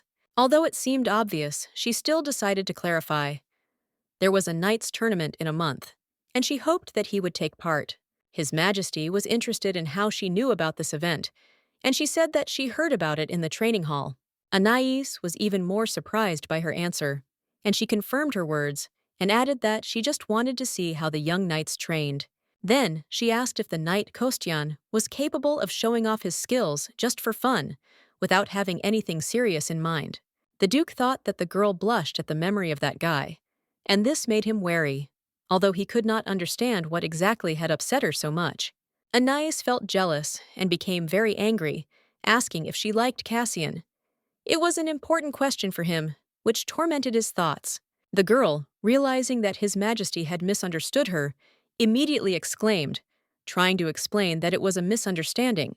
However, the guy was convinced that the young lady really liked Cassian Grade, and this confused her a little.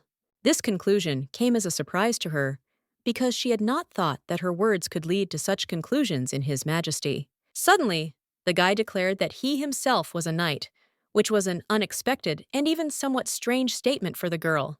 However, this is precisely why she respected him most of all, for his steadfastness, fortitude, and commitment to his principles. A mixture of emotions appeared on the guy's face.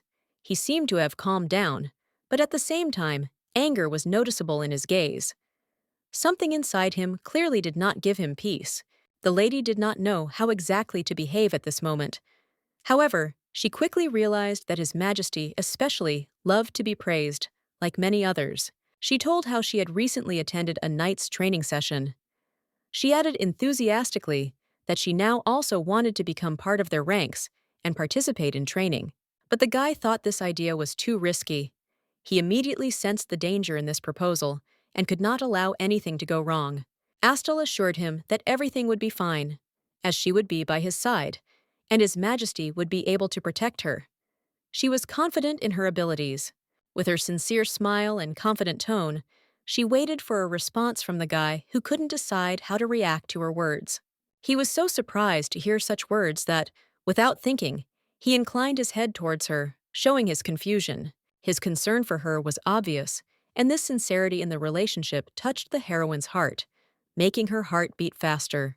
The Duchess wanted to express her gratitude for his concern for her, promising that she would try her best not to disappoint him. She added that she would not go anywhere until the seal disappeared completely. It was her confidence that inspired both of them. Astel's sincere smile and her emotions captured the Duke's heart, leaving him indifferent. He could not help but respond to her feelings. He realized that if the girl left and the seal disappeared, it would lead to disappointment that he did not want to experience.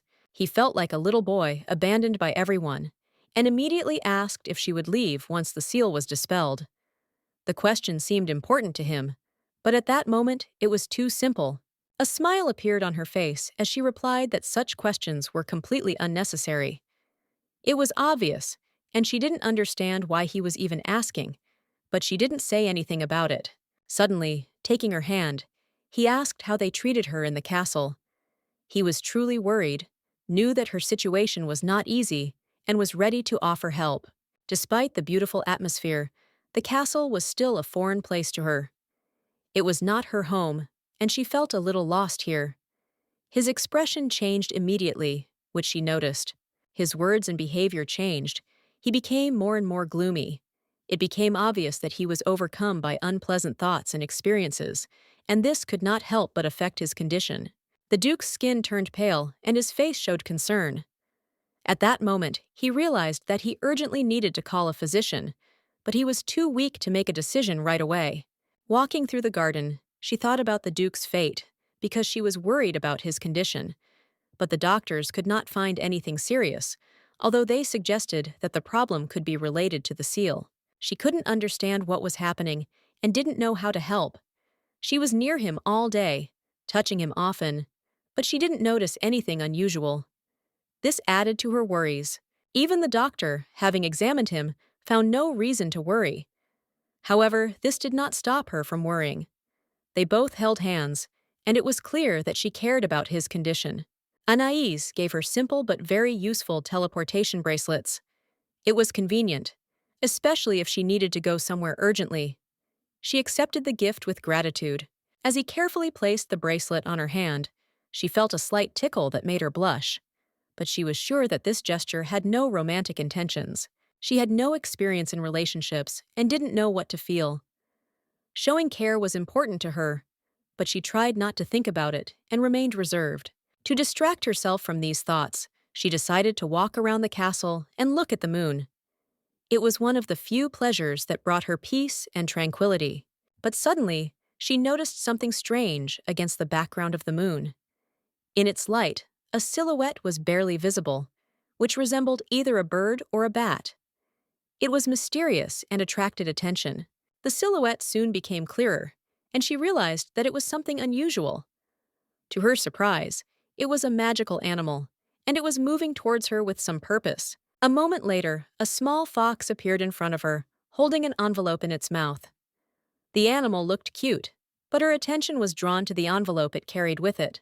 This sight greatly amused her.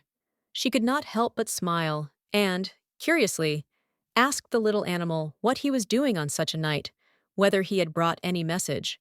The fox came up and handed her a piece of paper. Once in the heroine's hands, the paper began to glow slightly, and this was due to its magical nature. The letter was clearly important. As soon as she took the letter, it immediately began to glow with a bright, soft light. It was not ordinary paper, but something special that told her the importance of the message. The letter contained text from Marat, the heir to the Silver Fox lineage, who was just beginning to learn to write. His handwriting was still clumsy, but his words carried genuine warmth. Despite his young age, Marat had been trained in swordsmanship since birth. He had mastered the skill well and could easily demonstrate it on the knight's training ground. The maids said that the new girl in the castle had an amazing talent for brewing potions. This was the reason why Master Ricardo valued her so much and why everyone in the castle loved her. In the letter, Marat also asked if she could create a potion that would make people braver, or at least one that would make parents more affectionate to improve their relationship. If such a drug could really be created, the boy was ready to give all his saved money because he had been saving it for a long time. He was sure that it was worth it. Our heroine found this letter very sweet. She asked the fox to wait a little while she prepared the medicine. Then she promised that she would find her as soon as it was ready. The spirit animal was very happy about this news and could not hide its delight. Its joy was so strong that the heroine herself felt it. Within a minute, the fox was in the arms of our heroine. Happiness and gratitude were visible in her eyes, and the heroine felt her heart fill with warmth. And so, while playing with the animal, the heroine suddenly felt a strange, sweet smell. It came straight from the fox, and it was something completely unusual for her. This smell was incredibly pleasant and amazing. The fox looked so cute that the heroine decided to pet it, not knowing that there was something more hidden behind this gesture. Finally, a new day came when the brother and the duke went to check the place where the camp for the war against monsters would be located. It was an important moment for their entire team. The most long-awaited events were supposed to happen in the next chapter. The heroine's brother would finally see his son, about whom he knew nothing. This moment would change his life. This concerned not only the life of her brother, but also the life of the heroine herself. Miss Rudy, the head maid, asked her if she was very worried about the Duke not being in the castle for a long time. The heroine replied that this was not true at all. She understood that their separation would be long, but if something went wrong, she would always be able to contact the Duke using the bracelet. Meanwhile, Cassian was worried as he watched his brothers-in-arms prepare to leave.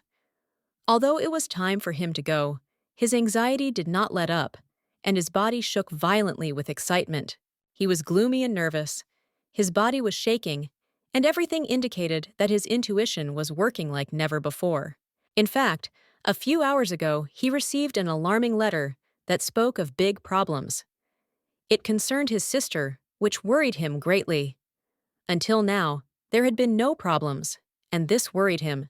Cassian decided he would head to the capital immediately after he had inspected the camp. He was eager to see his sister, but he was tormented by the guilt of leaving the rest of the mansion alone. His feelings towards the Duke were far from positive. On the contrary, he could not contain his hatred towards this man, considering him treacherous and dishonest. The Duke rode up to the young man on his horse and looked him intently in the eyes. Cassian could not understand why His Majesty was looking at him so intently. Astal came up to say goodbye to him and wish him luck on his journey, her eyes full of care and warmth. The Duke did not hesitate to kiss Astal's hand as he said goodbye. This gesture agitated her brother, causing him even more suspicion and anxiety. Despite this moment, Cassian couldn't help but worry about his sister. He was worried that it was very cold outside, and she might get sick. Everyone present began to guess that something was going on between the Duke and Astal, because they were holding hands too tightly, as if they couldn't tear themselves away. This was not the Fedya everyone knew as a cold-blooded and reasonable man. Now he was unexpectedly romantic and kind, which surprised everyone around. Cassian, on the contrary, was even more angry and dissatisfied with what was happening. He could not hide his anger, seeing this strange change in the Duke's behavior. Anais turned and looked straight into Cassian's eyes. An awkward pause passed between them, full of silence and bewilderment. The Duke seemed about to ask her to kiss him goodbye. This request made her wary and wonder what was going on. Astal slowly leaned down to fulfill the request, but something in her soul stopped her, and she was not sure if she was doing the right thing. And only at that moment, when the kiss already seemed inevitable, Astal finally understood what was happening. The whole meaning of this situation became clear to her. Anais said that the kiss was necessary for the sake of the seal, but in reality it was his personal whim, requiring his will to be carried out. Their lips were about to meet, and everything around seemed frozen in that moment. But at the very last moment, the lady took His Highness's hand, kissed it softly, and this gesture confused the guy. The lady, slightly moving away, asked him in a reserved tone if such a kiss was appropriate. Her tone was calm, but her gaze hid something more that made him think. The guy, not knowing what to do, suddenly wanted to feel her lips at least through his fingers. So he kissed his hand, and trying to regain confidence, said that they would see each other again soon. It was far from a simple farewell, as if there was something more between them than just indifference. He felt something sparkle between them, and something fluttered in his chest. At this time, on the street, the guy's colleague suddenly started beating him. He mockingly said that now he would be shown how to behave properly in society, and the guy did not know how to react to this. All around him was a snowfield covered in a white blanket. The cold made even the air seem sticky, and on the horizon there were only dull and gloomy cliffs. The silence around him seemed strange, unnatural. It was so absolute that the boy felt as if he were in another world, where there were no sounds, only cold air and snow. His thoughts kept returning to the sweet words the lady had said to him, and her gaze was constantly in his head. It was like steel piercing his soul, and he couldn't shake the feeling. The guy was also worried about the way the girl looked at Cassian, his brother. There was something strange in her gaze, and he didn't know how to react to it. All his thoughts were confused, and he was worried about her. The inner anxiety did not leave him. He did not know how to behave in this situation. Everything that was happening around him seemed too complicated to him, and he was only worried about how it would affect the girl. Suddenly, he was distracted by the sounds of a fight that was unfolding in front of him. Several men were fighting among themselves, and the guy could not understand what caused this conflict. It was completely unexpected, because the fight had started on the very first day of his reconnaissance. He was shocked by it, and he had no clear answer as to who had initiated it. He watched as the knights tried to restrain Cassian. They held him from both sides, but he still did not give in and continued to fight as if he did not understand what was happening. But despite the knights' efforts, Cassian broke free and grabbed one of his opponents by the collar. He ominously declared that if he did not apologize, he would immediately wring his neck. The Duke was interested in the cause of the conflict between the Therianthropes and humans, because the gap between them was colossal. However, he did not expect the situation to lead to a fight. This surprised him. The Therianthrope could not help but start hurling insults at Cassian's sister. These words only provoked him further, and his rage increased with each word. When the situation reached its peak, the Duke himself intervened, deciding to restore order to this stormy scene. His appearance immediately changed the course of events. Everyone around instantly fell silent and stood still in fear. The atmosphere changed dramatically, and the tension became even more palpable. The Duke firmly ordered the punishment of the one who dared to use violence against the knights of the duchy. His voice sounded decisive and peremptory. The young man replied that he would accept the punishment, but insisted on justice for those who mocked Astel. He was ready to defend his point of view. The knight was sure that the Duke would support him, since, in his opinion, he would certainly take his side in this matter. He believed in the rightness of his action. Upon hearing the knight's words, Anais calmly declared that Cassian was completely innocent. His opinion was firm and could not be questioned. The knights could not understand why the Duke was so sure of Cassian's innocence. It seemed to them that he did not understand the seriousness of what was happening and did not delve into the details of the conflict. At this point, the Duke looked at the knights with a look full of anger and icy determination. He could not believe that they dared to behave like this. The Duke could not understand how they could condemn the man he himself had defended. This was unacceptable to him. He warned that if it happened again, he would punish them severely. The knights were at a loss, not understanding what was happening. The Duke added that there was no place for people like them on the battlefield. There was a clear threat in his voice. Knights who dared to offend were caught and banished to the northern territories, where they were not allowed to return. This was effectively a sentence equal to execution, since returning would mean death. In just a few minutes, the matter was resolved. The Duke, without wasting any time, continued on his way with Cassian, ignoring the recent tense situation as if it were already beyond their concerns. Astel thanked for the fairness of the intervention. Her words were sincere, and she realized how important it was to stop the violence and punish the perpetrators so that others would know the consequences. However, there was one thing that bothered Anais greatly. He thought about it and asked the young man if he had fought over Astel. The question was serious, and his gaze was full of doubts that did not go away. The boy replied that if the knights had been mocking someone else, he would have done the same, but he mentally admitted that he couldn't hold back precisely because they were talking about Astel. That was his weak point. Hearing this, the Duke thought about it and drew his own conclusions.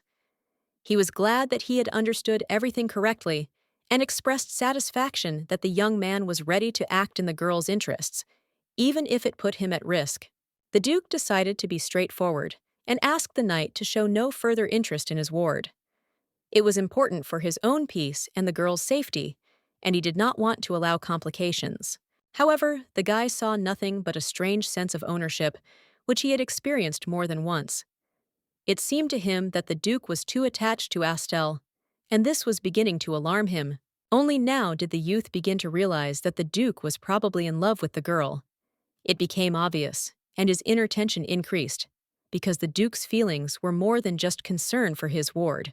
This was dangerous for Astel herself, as everything the Duke touched would sooner or later be destroyed. He was known for his cruel actions, and now his feelings could threaten her. The young man's thoughts were interrupted by the Duke, who at that moment spoke to him with particular zeal. His determination was obvious, and he clearly had no intention of leaving the situation unattended. The Duke swore that if anyone dared to say anything bad about Astel again, he would kill that person.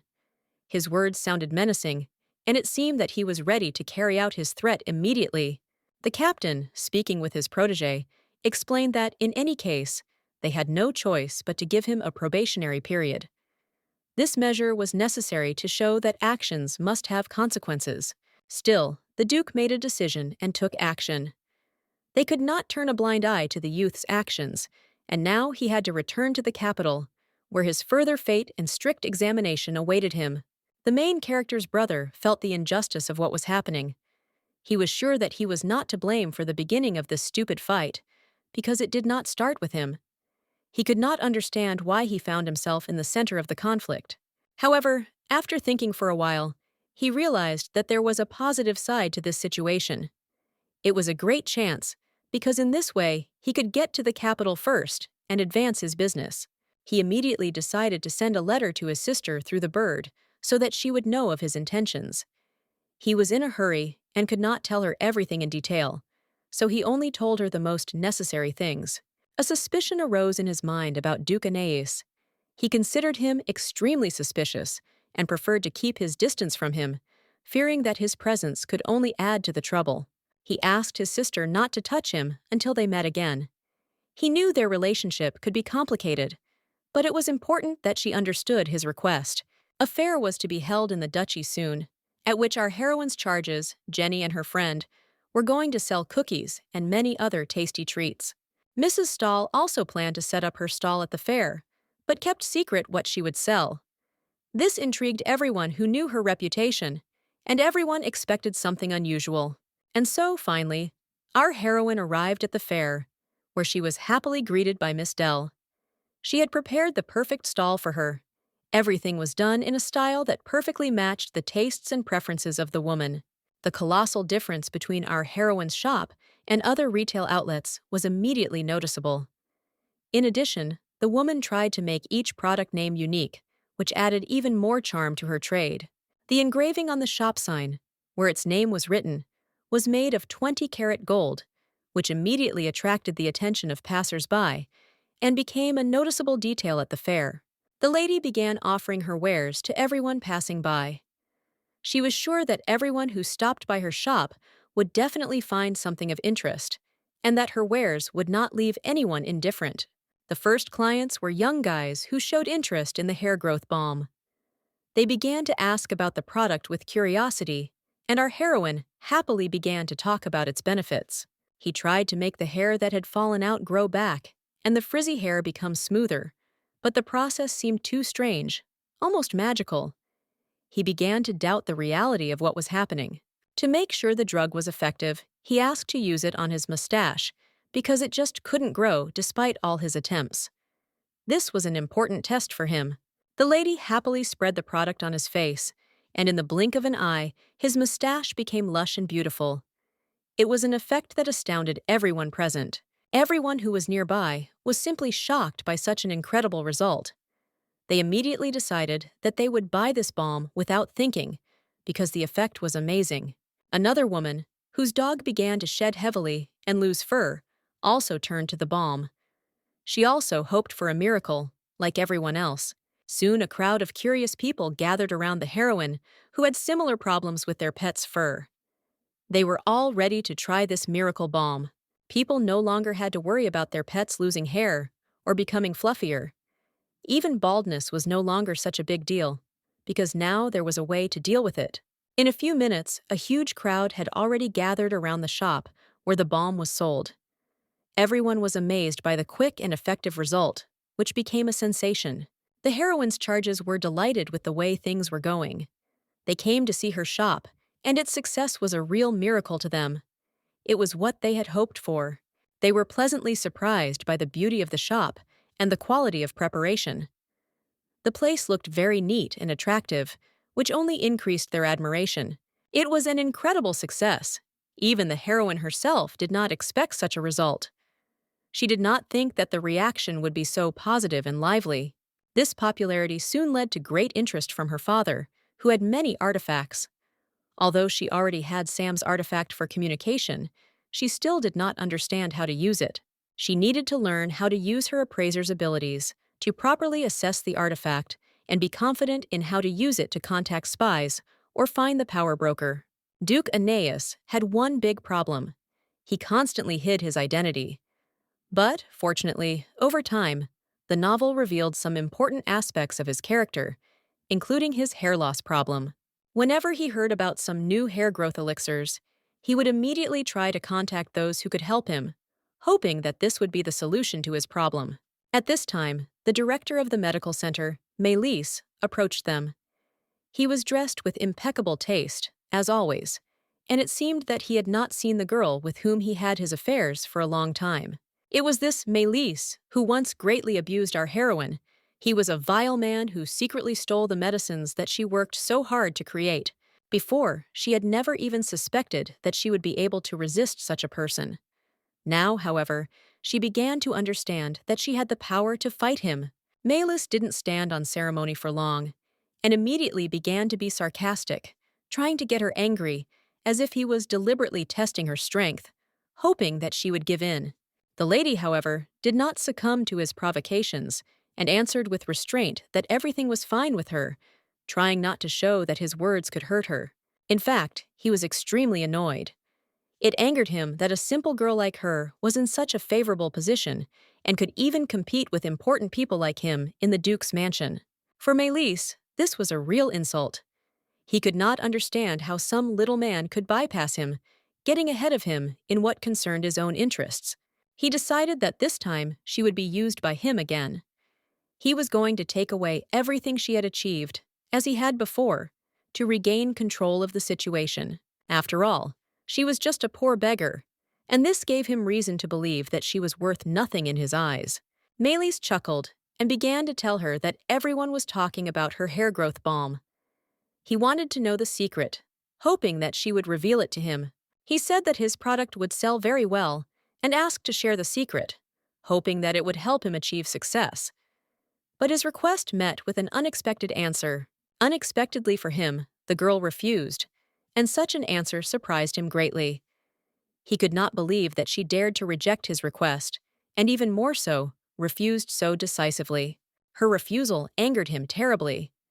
How could she respond to his kindness like that? It seemed to him completely disrespectful, and he felt that her behavior was deliberately insulting. In a fit of anger, he was about to raise his hand against her, but Miss Rudell intervened.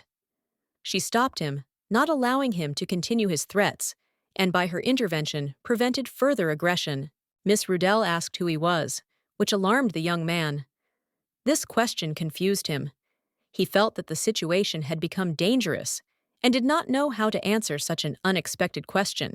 Miss Rudell twisted his arm hard, and her grip was so tight that he knew she wouldn't let go until she got an answer. She wanted to find out who this guy was, and she wasn't going to give in. He admitted that he worked as a manager at a clinic outside the duchy. His former boss fired him, and now he was servicing the clinic. The woman told him to address the lady as Ms. Astle. He felt bitter and disappointed, believing that he was in a helpless situation. The girl seemed ungrateful and spiteful to him. He thought that she did not appreciate what he had done for her. He was sure that she shouldn't treat the man who raised her from poverty like that. He promised to ruin her reputation. The girl didn't share the secret of her hair balm with him, and this greatly angered him.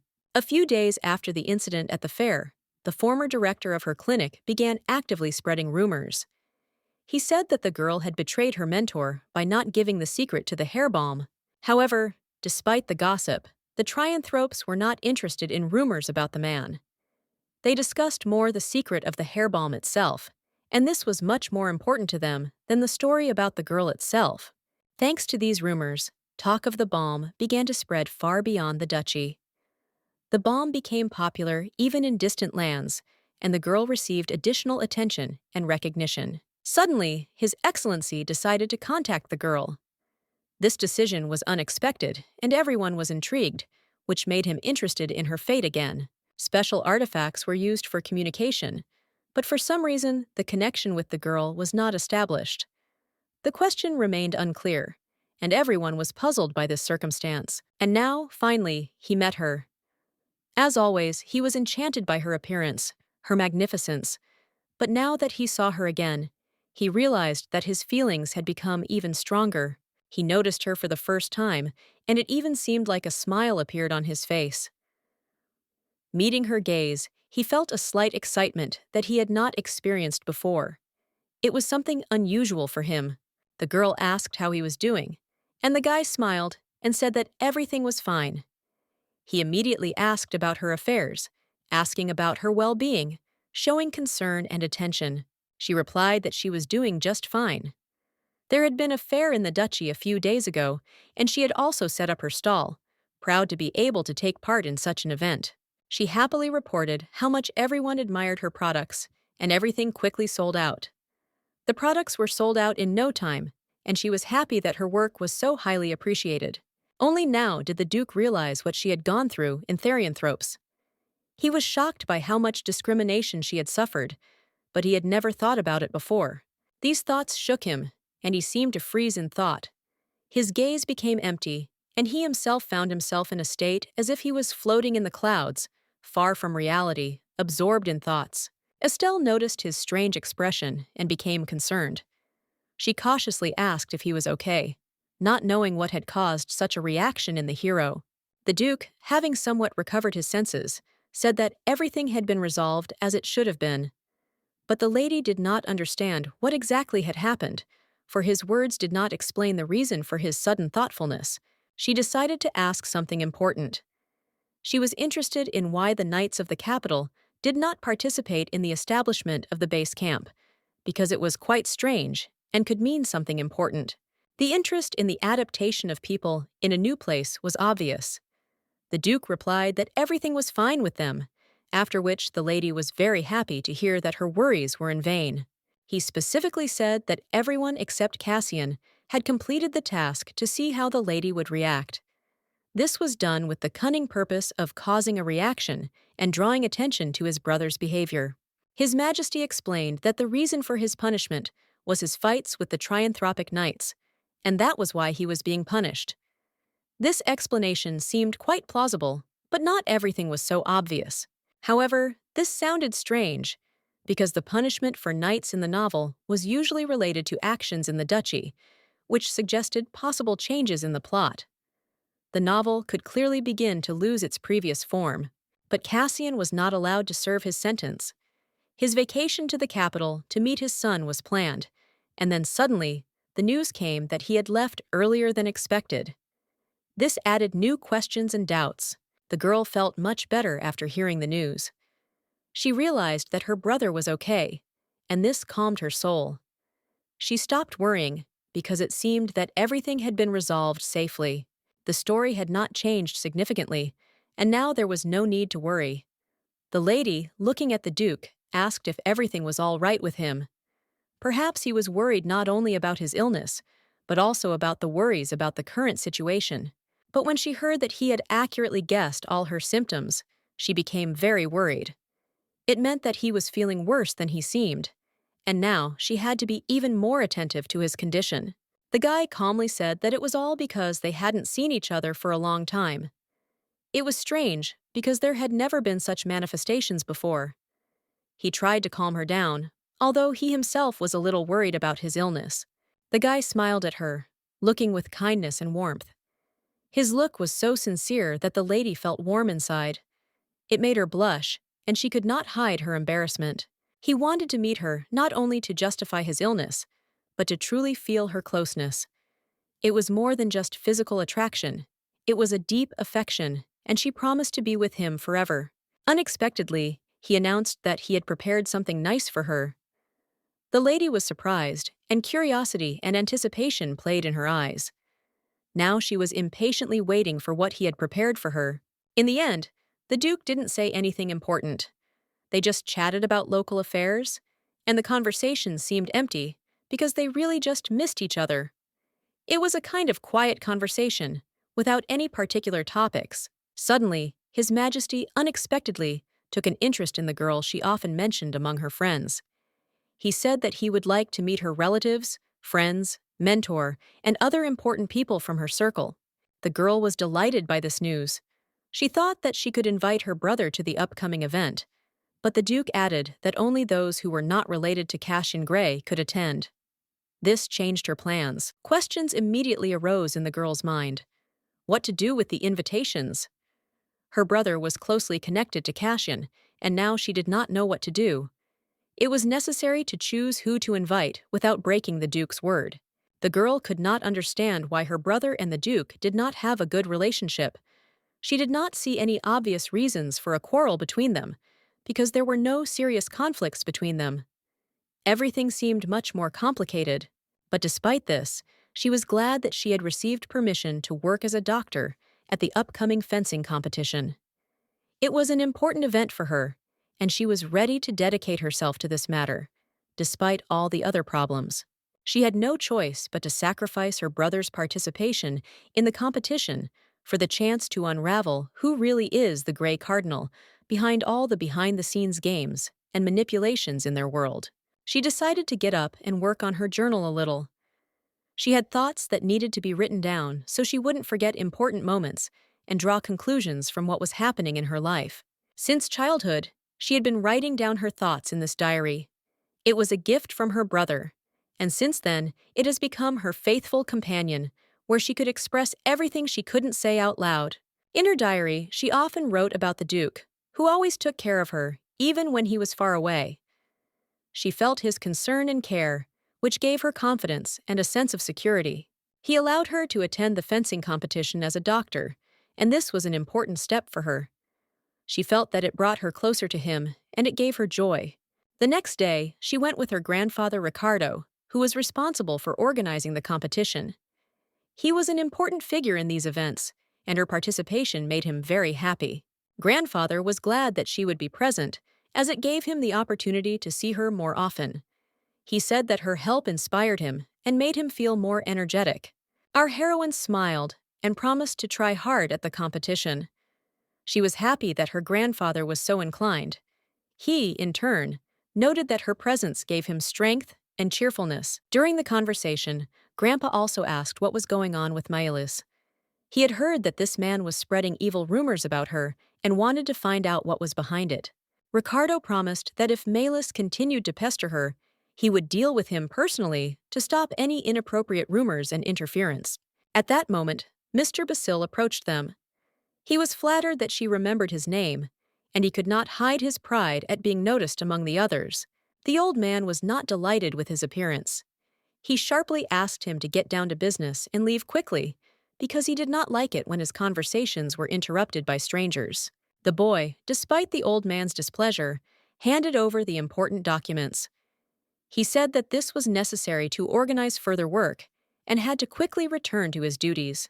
She was surprised to learn that he was not only involved in fencing instruction, but also in administrative work. This revealed new sides of his personality that she had not noticed before.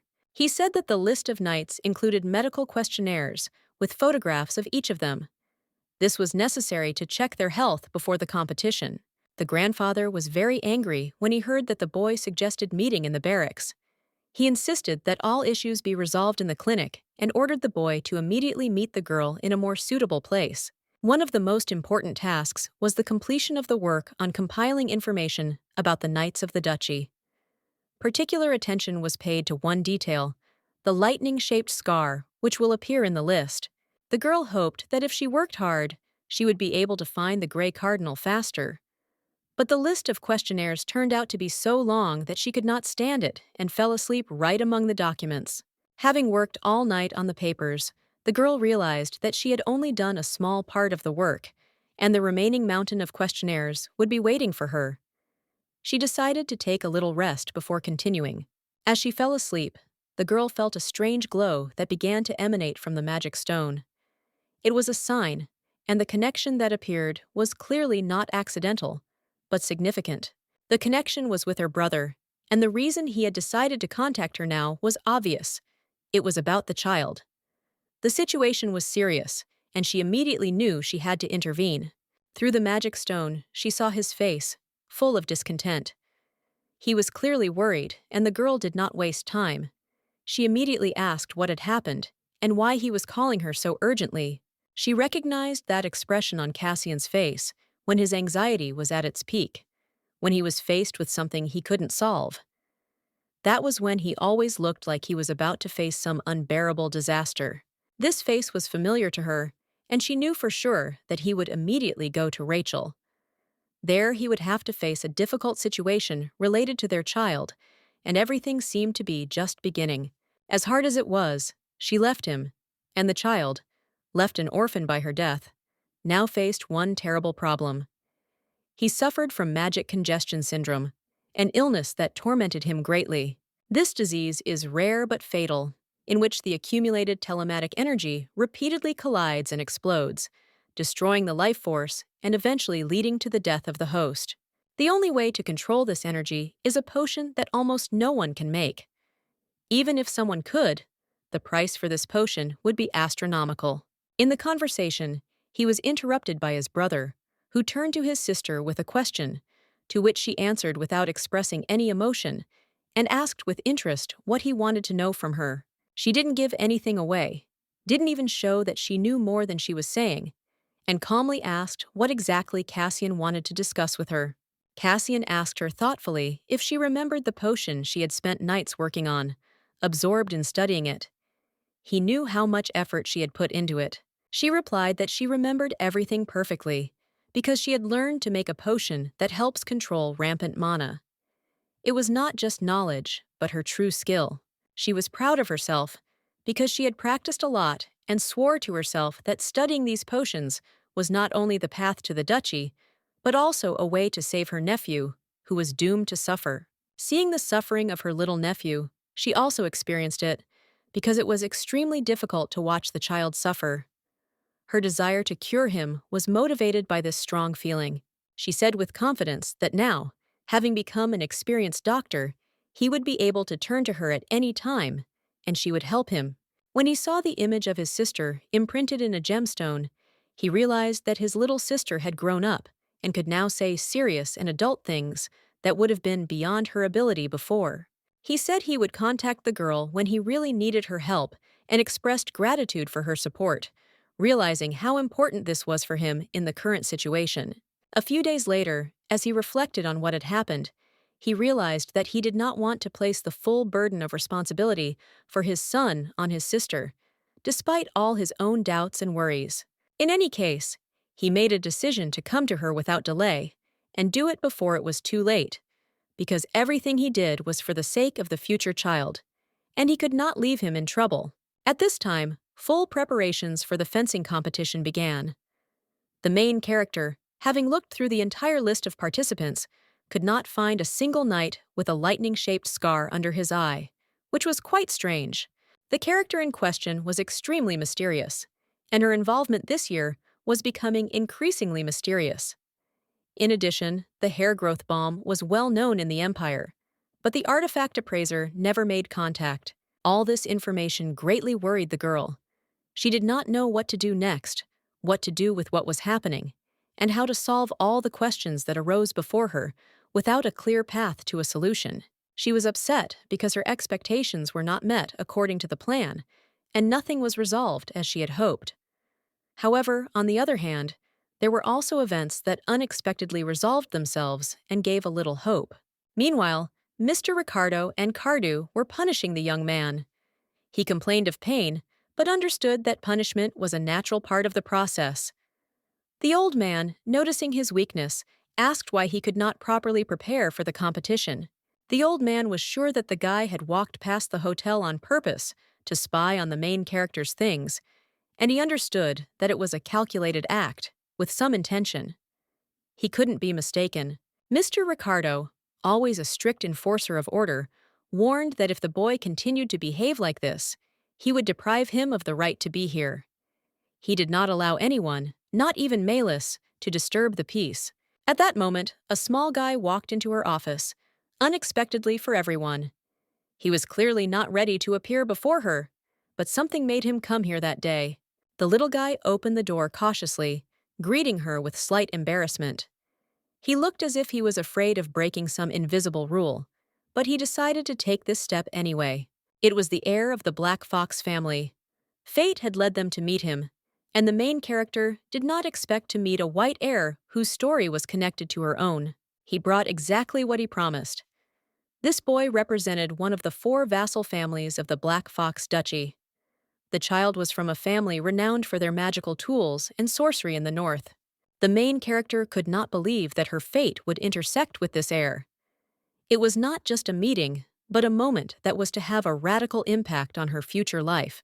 He handed her a piece of paper that turned out to be a special magical contract of the Black Fox family. This contract was not just a document. It was becoming an important part of their relationship. The contract was magical. If anyone other than her tried to force their way into its contents, the magic would repel them. It was a defense mechanism for artifact appraisers to keep secrets from being revealed. Astel was grateful and touched. She stroked his head, expressing her gratitude. Despite the seriousness of the situation, her heart warmed, and she was pleased that everything went according to plan. She thought it was natural to prepare in advance, and she was sure she had made no mistake. She had carefully fulfilled her promise, preparing a potion for him that would give him courage. He was very grateful, but did not know how best to express his feelings. Hugging the bottle, he thanked the girl again, but apparently could not think of anything to thank her properly. He immediately opened the bottle and eagerly took the potion, expecting it to give him courage right away.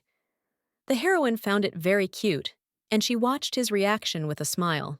After he tasted the potion, his face immediately twisted with bitterness. She, noticing his reaction, asked if he felt his heart begin to beat strongly, checking if the potion was working.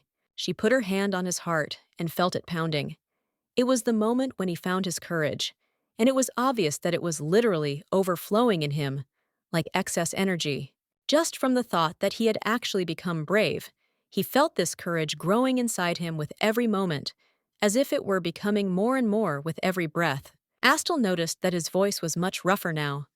The previously soft intonations had changed, and now his words sounded with confidence, which was due to the potion. After confirming that the potion was indeed effective, he happily hugged her, expressing his gratitude. His face was shining, and he was immensely happy that he felt the result so quickly. Suddenly, as if from somewhere, she felt a strange smell coming from him. It was unfamiliar, and Estelle could not understand what exactly this aroma was, not associated with anything familiar. He himself noticed the strange smell and asked her if she could smell it.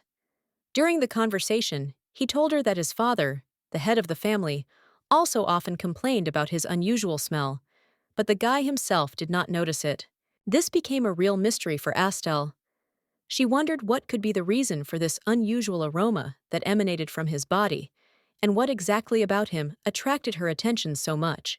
The smell was like a mixture of different herbs or plants, among which the aroma of the medicinal herb melie stood out clearly. Why it smelled like no other she could not understand, and this puzzled her. Suddenly, the door opened, and his grandfather entered the room. He looked a little tired, but his gaze was calm. Immediately after entering, he announced that the Duke would be back in 2 hours, which made the girl happy. He said that a knight from the Duke's company had just reported that the Duke was going to return. This news made the girl very happy, because she understood that their time with this man was coming to an end. When His Excellency arrives, Mr. Ricardo will no longer be able to pretend to be her guardian, and this will become obvious to everyone watching what is happening in the castle. She kept the girl close to her and called the boy to join her. There was already a certain atmosphere in their circle that needed to be maintained so as not to raise unnecessary questions. At last, the Duke returned home, and this moment was an important event for all who were awaiting his appearance, for his return always brought excitement and change. She was returning on her horse, and he looked simply magnificent. He had such an alluring quality that you could immediately notice something different around him. His special aura was in the air. Upon entering the castle, he was greeted with honors. Servants hastened to provide all necessary services, since the presence of the Duke was always associated with official obligations and important decisions. He was so handsome that even our heroine couldn't help but admire him. He stood out from everyone else, and this couldn't help but leave an impression on everyone who was nearby. The castle was home to representatives of high-profile clans, including the Jaguar clan and the Shark clan, indicating the importance of this gathering and its role in political games. There was also a family of silver foxes, and it was the boy from this family who attracted the heroine's attention, because her thoughts about him still did not leave her. After thinking for a moment, the lady realized that it was Belle's father standing in front of her, and this discovery made her even more attentive to what was happening, because she understood the importance of this moment. It seemed to her that some invisible force emanated from this man, which immediately made her feel something important and mysterious in this meeting. All the representatives of the family bowed before the Duke and expressed their admiration for his return. But he, as always, paid no attention to them, leaving them in his shadow. In fact, his interest was focused solely on one person, and taking a few steps forward, he bowed before her to show how important her presence was to him. His gaze was full of love and tenderness. He looked at her with such delight that it became clear. He had missed her for a long time, and now he could not hide his emotions. Our heroine couldn't help but feel joy that everything went as she expected. Everything was in its place, and she felt relieved. Without thinking, the boy kissed Astel's hand. And this gesture was not just a sign of respect, but something more than words. The servants present at this were surprised, because the Duke ignored even the greetings of the vassals, concentrating all his attention only on his lady, which was unexpected for everyone. It was the first time they saw him with such a gentle smile that it seemed strange. Meanwhile, he invited her to have dinner together, explaining that he wanted to spend time with her, enjoying her company. The girl agreed without hesitation. Her joy was sincere. She felt that this moment was changing something between them, and she could not refuse such a simple but pleasant offer. Mr. Ricardo stood to the side, with an unusual expression on his face. He covered the child's eyes so that he could not see the adults exchanging a kiss, which looked a little strange in this situation. At this time, Mr. Dahl was dreaming about the future, imagining how he would serve the Duchess. He often imagined himself next to our heroine, caring for her and caring for her well-being. He took her hand and, with a slight gesture, invited her into the castle. His sincere concern was felt in this invitation, and the girl, feeling his attention, followed him without asking unnecessary questions. The lady, entering the room, felt herself in a wonderful place. This place reminded her of the hunting grounds where she spent her childhood, a cozy log house, reminiscent of her native land, where she was happy. Walking through the room, she felt at home.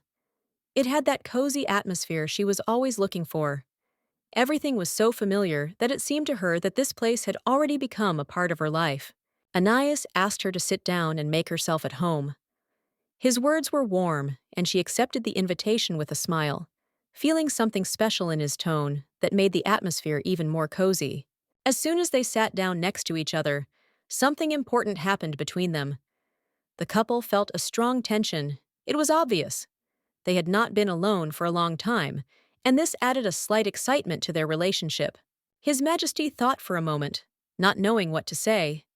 He had been searching for the right words for a long time, and now, finally, he understood how to start a conversation with a lady in order to express his thoughts and feelings. He asked her if she liked this attic space. The lady replied that this place was really very comfortable and cozy. Her voice sounded sincere and pleasant. He was very happy about this, and he felt that his efforts had not been in vain. He had been preparing for this moment and hoped that everything would work out as he had planned, because her answer was important to him. At that moment, the lady felt the Duke's aura change. His demeanor became more serious and focused, which did not go unnoticed, and she intuitively understood that something important was happening. The Duke said that the lady could come to his premises at any time when he was not there. Apparently, he had to go to the capital, and he did not intend to stay there for long. Astel wondered why this was so, and in response, learned that the Emperor had called. This news came as a surprise to her, and she could not understand where all this would lead. Even the Emperor himself could not help but admire the young and handsome Duke. This explained the boy's frequent summons to the capital, where the Emperor was going to discuss important matters, and perhaps even conclude an alliance. The Duke often went to the capital, but it was known that he was not in love with her. It was just a formality, important for the Emperor to strengthen his position in the north. Anais was known for his fidelity, but there was always one mysterious lover in his romance. Everyone knew about her, but few knew the details of their relationship. It was a topic around which many rumors circulated. This thought frightened Estelle greatly. She could not understand how to be in such a situation, and what place she would place herself in the Duke's life. The questions became more and more acute with each passing day. Suddenly, her thoughts were interrupted by the gentleman himself, who unexpectedly told her about the new garden upstairs. Lydia was busy with the design, and the walls he had spoken about last time were already ready. Astel was delighted, forgetting her worries for a moment. It was a small but pleasant renewal, and she felt her heart thaw. She was grateful for the attention she was receiving. The Duke continued that he had called the master to add beauty to the garden and around it. He was sure that now this place would not only be cozy, but also ideal for relaxation. This also pleasantly surprised Estelle. But suddenly, the Duke said that these lands now belonged to Astel. He made such a decision, and it surprised her greatly. She did not expect that she would receive something so significant. He explained that now, instead of constantly giving, she had to get used to receiving. This was unusual for Astel, but at the same time, she felt that she deserved it. At that moment, Astel looked at him and her heart sank. Anais seemed even sweeter to her. He took her hand and said that he was ready to give her everything she wanted, making her feel special. It was unexpected.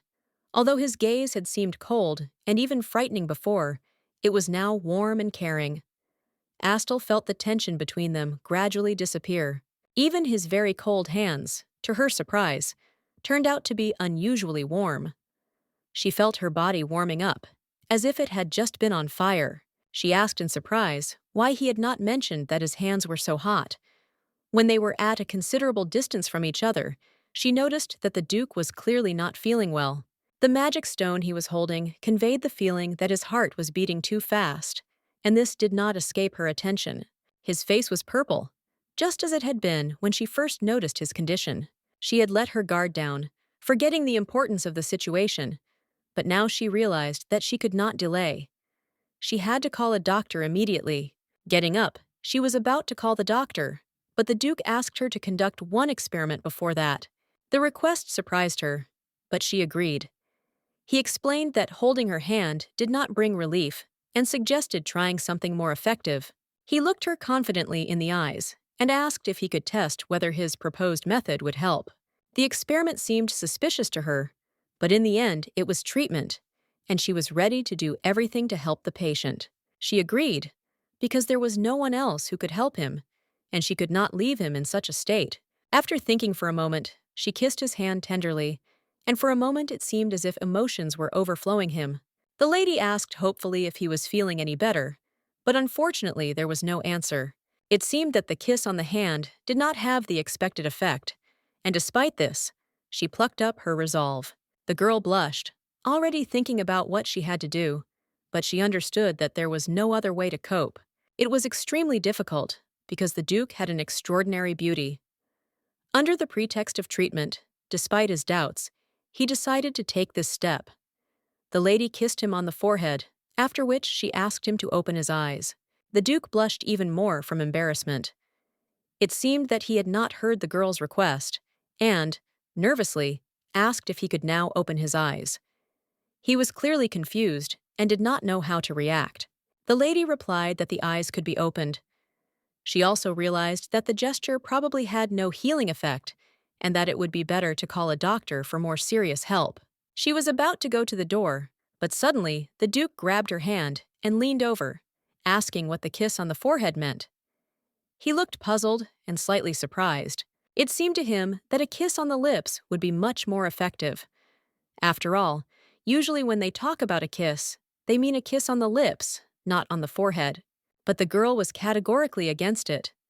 She asked him to kiss only on the forehead, but not on the lips. For her, this was an important moment that she was not ready to change. The lady blushed deeply, and the Duke felt his temperature drop. But here's the problem. Now something strange began to happen to his interlocutor, and he couldn't figure out what exactly. Her face turned bright red, and something inside her seemed to catch fire. It was a moment of awkwardness and strange tension that made both of them feel uncomfortable. However, the Duke did not stop there. He suggested trying something else, still smiling. His intentions became more and more mysterious and intriguing. He extended his hand to the girl, but she did not immediately understand what it meant. Her confusion only increased, and she did not know what the Duke expected of her at this moment. The girl stood there in complete confusion, not understanding what would happen next. Her thoughts were confused, and she could not imagine what this new proposal from the Duke could lead to. In just a moment, they left the castle, and the weather outside was amazing. The air was fresh, and the sky was cloudless, which gave everything around an atmosphere of lightness and harmony. The lady's face was filled with indescribable delight, as if she had not expected the weather to be so perfect. There was a sparkle in her eyes, and a smile on her lips as she breathed in the fresh air. The Duke couldn't hide his smile either. He was enjoying every moment. He was pleased to see her face fill with joy, and it seemed that even he himself became a little happier. The time spent together passed unnoticed, and the couple enjoyed each other. The walk turned out to be something unusual and touching for them, although in fact, it was just a quiet meeting in the fresh air. After the walk, the girl began to realize that this was not just an ordinary day, but a kind of experiment. She did not even expect that it would be so romantic and draw her into its nets. The main character couldn't get rid of obsessive thoughts about romantic experiences. She felt like she was experiencing something unusual, and doubts swarmed in her head. Maybe she was becoming strange. His Majesty asked with interest how the girl felt being away from him. The lady replied that she felt constantly tired, while the Duke was filled with excitement, and his heart did not give him peace. It was surprising that the Duke's symptoms seemed to indicate what might be called a real state of love, which called into question his control over himself and his emotions. But the heroine had no experience in such matters. She did not understand what these feelings were and how they could be controlled, especially when they were so captivating and became so strong for a person. A few days later, after Duke Aeneas returned, there was a spark between them. It wasn't anything obvious, but the tension was palpable, and there was a strange chemistry in the air that hadn't been there before. The Duke, noticing this, turned to the girl, trying to elicit a response. But she, as often happens, fell asleep again, not having time to understand what was happening and how to react to it correctly. When she woke up, she took a deep breath and, surprised, asked what had happened. She noticed that she often fell asleep, even if she was given enough time to rest, and this seemed strange to her. He pulled his hand away, but after a moment, he took it back in his. The movement seemed a little strange, and she couldn't figure out what exactly was wrong. Perhaps it was the seal. The girl felt a strange feeling, unable to understand what was happening. The reason could be hidden in the seal, which seemed to make itself known, and she was having a hard time getting used to this feeling. She responded that the symptoms were now significantly different from those she had previously experienced. This was a clear sign that something had changed, but she could not figure out what it was. Deciding not to delay the decision, they called the attending physician to come and explain the reason for what was happening. When he came, he reported that the seal had become unstable for some reason. The doctor suggested that the reason for this could be the long distance between them, which led to some unpredictable consequences. But what exactly happened, he did not know. He couldn't quite explain the reason for the instability, but he was sure of one thing. It was due to the fact that their feelings for each other were now divided and under some kind of strain. Hearing this, the girl was very surprised, although Anais's face remained calm and did not express any emotions. He did not show even the slightest interest in her reaction to the doctor's words. The doctor added that such a symptom usually appears when there is a strong excessive connection between people, which confirmed that their connection was extremely strong and intense. He explained that this could explain their common pain and fatigue, since Madame Hotel was constantly falling asleep. This was due to the Duke being overtired, who was under too much strain. Normally, the seal wasn't supposed to convey feelings, but there was some unexpected effect going on here. The doctor explained that maybe it was one of the side effects that couldn't be ignored. To get rid of these unpleasant symptoms, they needed to increase the closeness between them. Simply holding hands was no longer enough. Their connection required much more. The doctor warned that the Archmage should be aware of such instability, and added that something similar had happened to him once, and there was even a case where the seal was destroyed. These words alarmed the girl. She remembered the conversations about her father and his possible connection with such problems, which only added to the anxiety in her heart. The doctor began to recall the name of the family that had faced the same problems and named the county of Vatre. This made her even more afraid. What she heard scared the heroine greatly. She knew what terrible consequences there were for her family when such things happened to them. His Majesty declared that the conversation on this topic was over. Then he inquired what the doctor planned to do in the near future, expecting a quick answer from him. Everything was said with the same coldness that always accompanies his voice. He looked at the doctor with a cold, almost threatening expression, making it clear that he must leave the room immediately. No explanation, just a clear hint that he had to leave. A little confused, the guy quickly said that he really had urgent matters to attend to and hurried out of the room.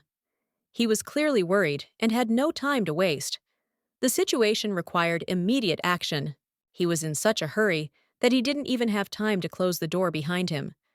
When it was left ajar, he shouted that he had important, urgent business to attend to and slipped away, as if pursued by some invisible threat. Everything that was happening was so unexpected that they didn't even have time to think about possible side effects. The situation was getting heated, and most likely, it was necessary to increase the closeness between them to ensure the desired results. The girl couldn't believe what was happening. Events were happening that she couldn't even imagine. Her brother and son would be arriving soon, and she had to urgently get permission from the Duke. Otherwise, everything could collapse. Deciding to act without delay, she addressed His Majesty with a request. Her voice was firm, despite her inner turmoil. She understood that this moment could be decisive for her further steps. Last time, at the Duke's suggestion, she was already going to invite her friend to the duchy. This issue was important to her, and she hoped that now her request would be heard, and the Duke would not refuse her. The Duke looked at her with interest, but did not say a word. His silence only increased her tension. She waited for his reaction, afraid that he might refuse, as often happens. A minute later, his face was very close to hers, and he finally said that she could invite as many friends as she wanted. It was an unexpected but encouraging decision that immediately softened the atmosphere. The girl, feeling that she had a chance, involuntarily pulled her little finger. It was something like a symbol of her determination, and perhaps some crazy hope that her request would be fulfilled. She looked at him with tension and asked him to swear on his little finger that none of her guests would be expelled from the castle. It was almost a childish request, but at that moment it seemed extremely important. The Duke did not think long. He swore without hesitation to keep his promise, without thinking, since he himself did not consider this moment to have any special significance. She exhaled with relief, feeling the tension leave. She looked at the Duke gratefully and asked again if he had changed anything in his words. After all, the contract needed to be sealed. However, the Duke paid no attention to this. All that occupied him at that moment was her hand, which he held tenderly and then passionately kissed. Unable to tear himself away from her touch, he said without the slightest emotion that he had already put a seal, but it was not the seal the girl had spoken of. And all this seemed unimportant to him compared to what was happening between them. Suddenly, his face became serious, and he looked at her with such an expression that she immediately felt that the conversation would take a different turn. He was no longer the same person he had just been. She became wary. Her heart began to beat faster. She couldn't understand what he was planning. His gaze was cold and distant, but at the same time, something in it told her that a surprise was waiting for her. With a completely neutral expression on his face, the Duke, as if on command, asked her to kiss him. It was unexpected and strange, but he spoke so confidently that she could not immediately understand how to react. She, still a little confused, asked again, clarifying what exactly he meant. The Duke, without changing his expression, added that she should kiss him on the forehead. This caused her even more confusion. Slowly, she leaned against him, feeling his warmth and the silence around her. Until this moment, she had never felt what true happiness was. Even when Her Majesty was not interested in it, she did not know what it was like. But now, at this moment, when her lips touched his forehead, she suddenly realized that for him, this was an incredible moment of happiness. It was something important to him, although it did not require words. After the kiss, his face took on a look of satisfaction, as if something had been unlocked within him, and the truth would soon come out. He knew that this was not the end, but only the beginning of something new. He continued to look at her, knowing that he couldn't hide his plans for much longer. However, he believed that perhaps everything would return to normal, as it should have been from the very beginning. The girl, still a little stunned, said that there would be no kiss on the lips. After all, she planned to share this moment with the person she truly loved, and nothing else. This clearly worried the boy greatly. His face instantly became sad. He could not hide how he was overcome with anxiety and doubt, which of course did not go unnoticed. He immediately understood what the girl meant. She confirmed that the first kiss really should be with the one you love, and in other cases, nothing will work out, just like with the Duck Duke. She added that this moment should be exclusively with the person he loved, and the very thought that he could not do this upset him. He felt a bitterness that he did not expect. He quietly said that he had already made a promise, but she did not understand his words, could not figure out what exactly he meant, and this added even more uncertainty. She looked at him silently, with a clear desire to understand what was hidden behind his words. She was in no hurry, but her gaze betrayed confusion and a desire to understand. The doctor, meanwhile, does not leave and simply stands aside, listening attentively to their conversation. He does not interfere, but his eyes are full of concentration, as if he is thinking about something. An interesting thought entered his mind, and this thought made him think. He became more wary, as if something in this conversation could be the key to the solution. He turned his attention again to all the old books he had examined, but he had not found a case like the Duchess's anywhere. She and he, their touch, was clearly not normal, and the seal was so unstable. It seemed to him that this was not just a seal, but that he was about to go to Lang for Lucius. This is the place where the ancient sages buried all their secrets. He was sure that something important was hidden there. Only a select few had access to this place. Lang was full of knowledge about anthropes and ancient magic, and perhaps he could unlock some secrets. He felt there might be something valuable there for him. His thoughts were in disarray. He didn't know what to do. There was no clear information yet, but at least he had started to form a plan. It was a vague beginning, but a start. However, the Duke's obsession grew stronger. All his energy was directed towards Astel, and it began to threaten everyone around him. His interest in her became more and more obvious and disturbing. Herdson's doctor could not say for sure whether it was medicine or poison. He was at a loss because the consequences could be completely unpredictable. The only hope was intuition. Meanwhile, the heroine continued her business in Delma village, the central part of the duchy's trading district. It was her usual route, but today it was important to carry out the distribution of the balm. Today's visit was to deliver another batch of balm. It was her responsibility, and she had to do it as accurately as possible. Time was running out, and everything had to be completed. Besides, she hadn't been able to find an appraiser for the artifacts, and this was her chance. Perhaps she would meet him again while the Duke was away. She still had to complete her task. But doubts tormented her soul.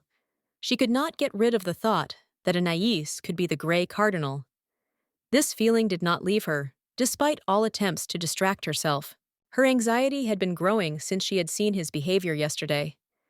It had seemed strange, suspicious, and it had been bothering her. As events unfolded in Europe, he had quickly intervened. All the Duke's actions were now directed exclusively towards the press. The rest no longer mattered to the county. He concentrated only on this, and all his efforts were reduced to one. A storm raged in her heart. She wanted to believe the Duke, but doubts did not leave her. Could she trust him? She did not know. At some point, she was interrupted by other people who were happy to see her. People asked her with interest how the lady was doing. They tried to find out her opinion and listened to her stories, as if expecting something important. She felt like the center of attention. The gentleman also added that after treatment from Mrs. Astle, they no longer experience any pain. She handed them a flyer with a new medicine that promised hair growth. Rumors about it were circulating among the locals. One of the buyers said that this potion would be perfect for trianthropes. He was delighted with its effects. The girl sold batches, despite the fact that she herself was completely exhausted from work. At the end of the day, she bought herself some chocolate at her favorite store. It was a small gift to herself for all the hard work and effort she had put into her business. She felt she deserved this little joy. Suddenly, in the midst of the noisy marketplace, she noticed him. Her gaze met his, and he finally paid attention to her. Silently, he looked in her direction, and this was an unexpected moment for her. She stood there at a loss, not knowing what to do. There was a commotion all around, and her attention was completely focused on this moment. Everything that was happening seemed incredible to her. The girls around were delighted, their glances darting between him and themselves. Each of them was sure that it was her glance that he noticed, but the Duke spoke only to her. He asked her why she was still there, and what she intended to do next. His question was calm, but with an underlying meaning. The girl felt that this moment was not an accident. After thinking for a moment, she replied that she stayed to earn money. That was her only goal at that moment, but there was a slight confusion in her voice. The Duke was silent for a while, and she could not resist asking him why he was still here, since Anais had promised that he would go to the capital today. He explained that he didn't want his guests to distribute leaflets, so he decided to come here himself. After these words, he gently kissed her forehead, leaving the girl perplexed. The girls around him became even more delighted. It was a great event for them to see His Majesty addressing one of the common people so personally and closely. He said that when he returned, he would like to know all the details. His voice was confident, but there was a hint of curiosity in it. He seemed focused on this moment. Steele was confused, and her words came out with difficulty. She asked him to return safely, hoping that his words would not remain empty and that he would actually come back. She handed him his favorite chocolate, adding that when he returned, he should definitely bring something tasty. This was her request, which she said with a slight smile. Foreign was very surprised by her gesture. It was not just a gift, but a sign of attention. He thanked her, promising that as soon as he returned, he would definitely fulfill her request. As he was about to mount his horse and leave, one of those around him added that he would also buy some chocolate, as if confirming her request and hinting at some small surprise. The main character hoped that His Majesty would just buy her chocolate. She did not expect that her visit would lead to something more. But, as it turned out, her expectations were far from simple. Suddenly, she felt a strange excitement. Her heart began to beat again with a rapid and unstable rhythm. She realized that it could be magic, like in those moments when her heart beat in anxiety before. Perhaps the Duke really is hiding his role as the power broker, and that's why his seals are unstable. Every time they part, her heart starts to ache. He looks like a typical handsome villain, perfect for the role of the power broker. Although she didn't want to suspect him, something about his face still made her doubt. He was too handsome, and that was dangerous, because he could hide not only his appearance, but also his hidden intentions. Already on the way home, the girl felt a gaze that seemed to be directed specifically at her. This gaze was so persistent and strange that she felt anxious, but could not understand where it came from. She glanced around the crowd, but saw nothing suspicious. Suddenly, the feeling disappeared, as if her intuition had failed her, but the feeling of uneasiness remained. The main character headed to her favorite store again. Her thoughts were only about the chocolate cake that she had long wanted to try. But, as usual, her path was not so simple. When she entered the store, another man came in with her. He asked her to wrap up the chocolate to take away. It was Mr. Violet, a man with a special presence who attracted the heroine's attention with his unusual behavior. He chose a chocolate with an alcoholic filling and asked to have it wrapped for himself. Behind him was a beautiful bouquet of flowers, which he seemed to be preparing to give to someone special. There seemed to be magic between them, elusive and strange. The main character felt it, as if something invisible connected her to this man. Everything was happening too fast, and she did not have enough time to think. She added, however, that she would take the chocolate cake. In response, the man nodded briefly, and with this strange exchange of glances, they parted.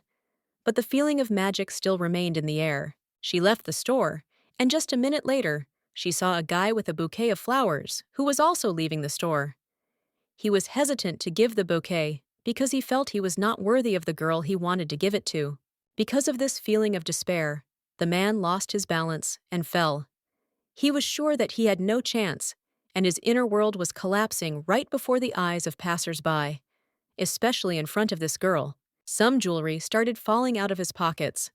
The main character noticed this and hurried to pick it up, because it was important, and her curiosity got the better of her. She couldn't ignore such details.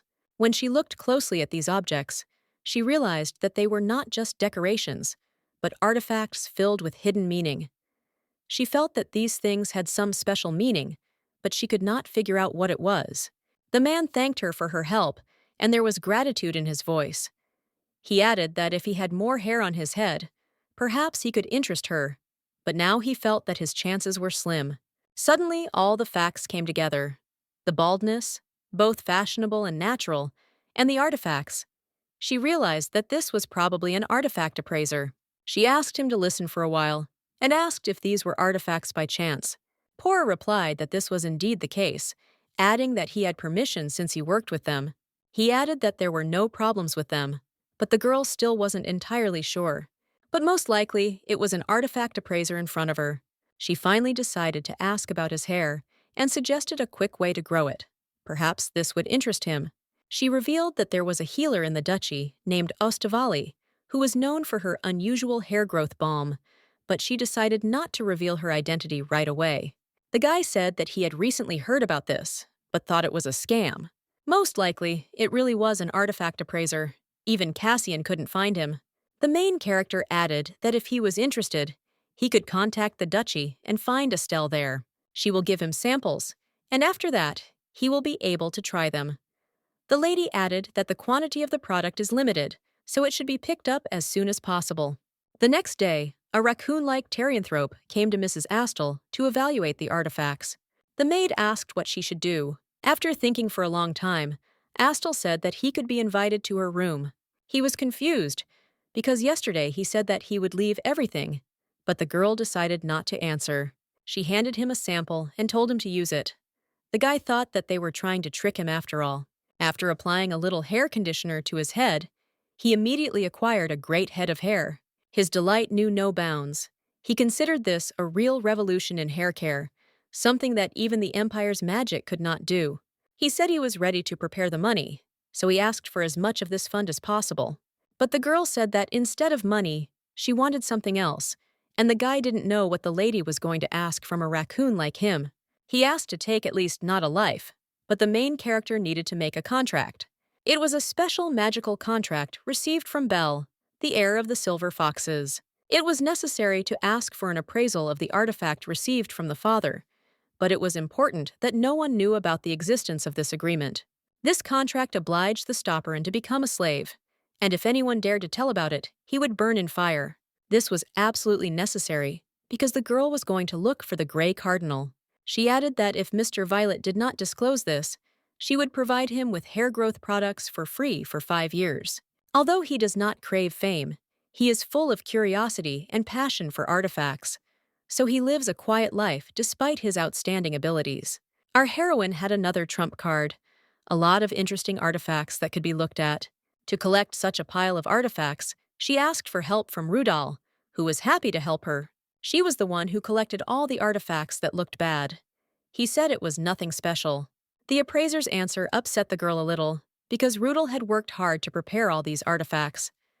She laid out almost everything, and it didn't work. Suddenly, an interesting book appeared on the guy's review. It was this artifact that seemed very attractive to him. But it was not an artifact, but a girl's diary, and he was surprised because it didn't seem that way. He added that it was this diary that contained a very powerful force. After thinking for a bit, the guy said that he wanted to make a deal. The appraiser took the artifact in his hands and carefully examined it from every side, because at first glance he felt dark energy. Ostel asked how long the assessment would take. He replied that it would take about an hour. The girl asked if it was possible to make an assessment right now, but he answered that it was impossible because the master hides his tools. The lady did not understand why, because he usually does not do this. He said he would first go to his workshop and make an assessment there. It should take him less than a week. They shook hands and went their separate ways. As they passed the maids, they lined up and respectfully escorted her to the exit. Now, another question was troubling our girl. Namely, was that swordsman hooked on that fishing rod? He was probably informed that the artifact itself had disappeared. She stood waiting, hoping that her plan would work. The chances were pretty high. The maids noticed that someone was constantly watching them. They began to whisper among themselves, and even Sally and Jenny felt it. This started happening recently, and the main character was confused. Suddenly, she saw someone's gaze through the door, but she didn't know who it was. He appeared, coming out from behind the column. She saw the knight. Just when she was about to catch the swordsman, this knight appeared. Perhaps he appeared in person. The unknown person said that he was pleased to meet her. He was much taller than her. His name was Ritter, and he introduced himself, adding that the knight had entrusted him with escorting our heroine. What she heard surprised the girl. Most likely the Duke ordered it. She stuttered awkwardly and realized that it was not the same swordsman. The knight added that he would be accompanying Lady Astle during this week. He also said that he can be relied upon because he has been helping the Duke for 5 years, and 20 years ago he was recruited to fight monsters in the war. It is also very famous among the people as the sword of justice for criminals. His role is to find and fix problems inside and outside the duchy. While on guard, he has caught many criminals and solved many problems. Although he doesn't carry a poster with his name on it, he is very well known, even if you just look at him. But still, the guy was worried, because His Highness, the Duke, ordered him to keep an eye on Astle somehow with himself.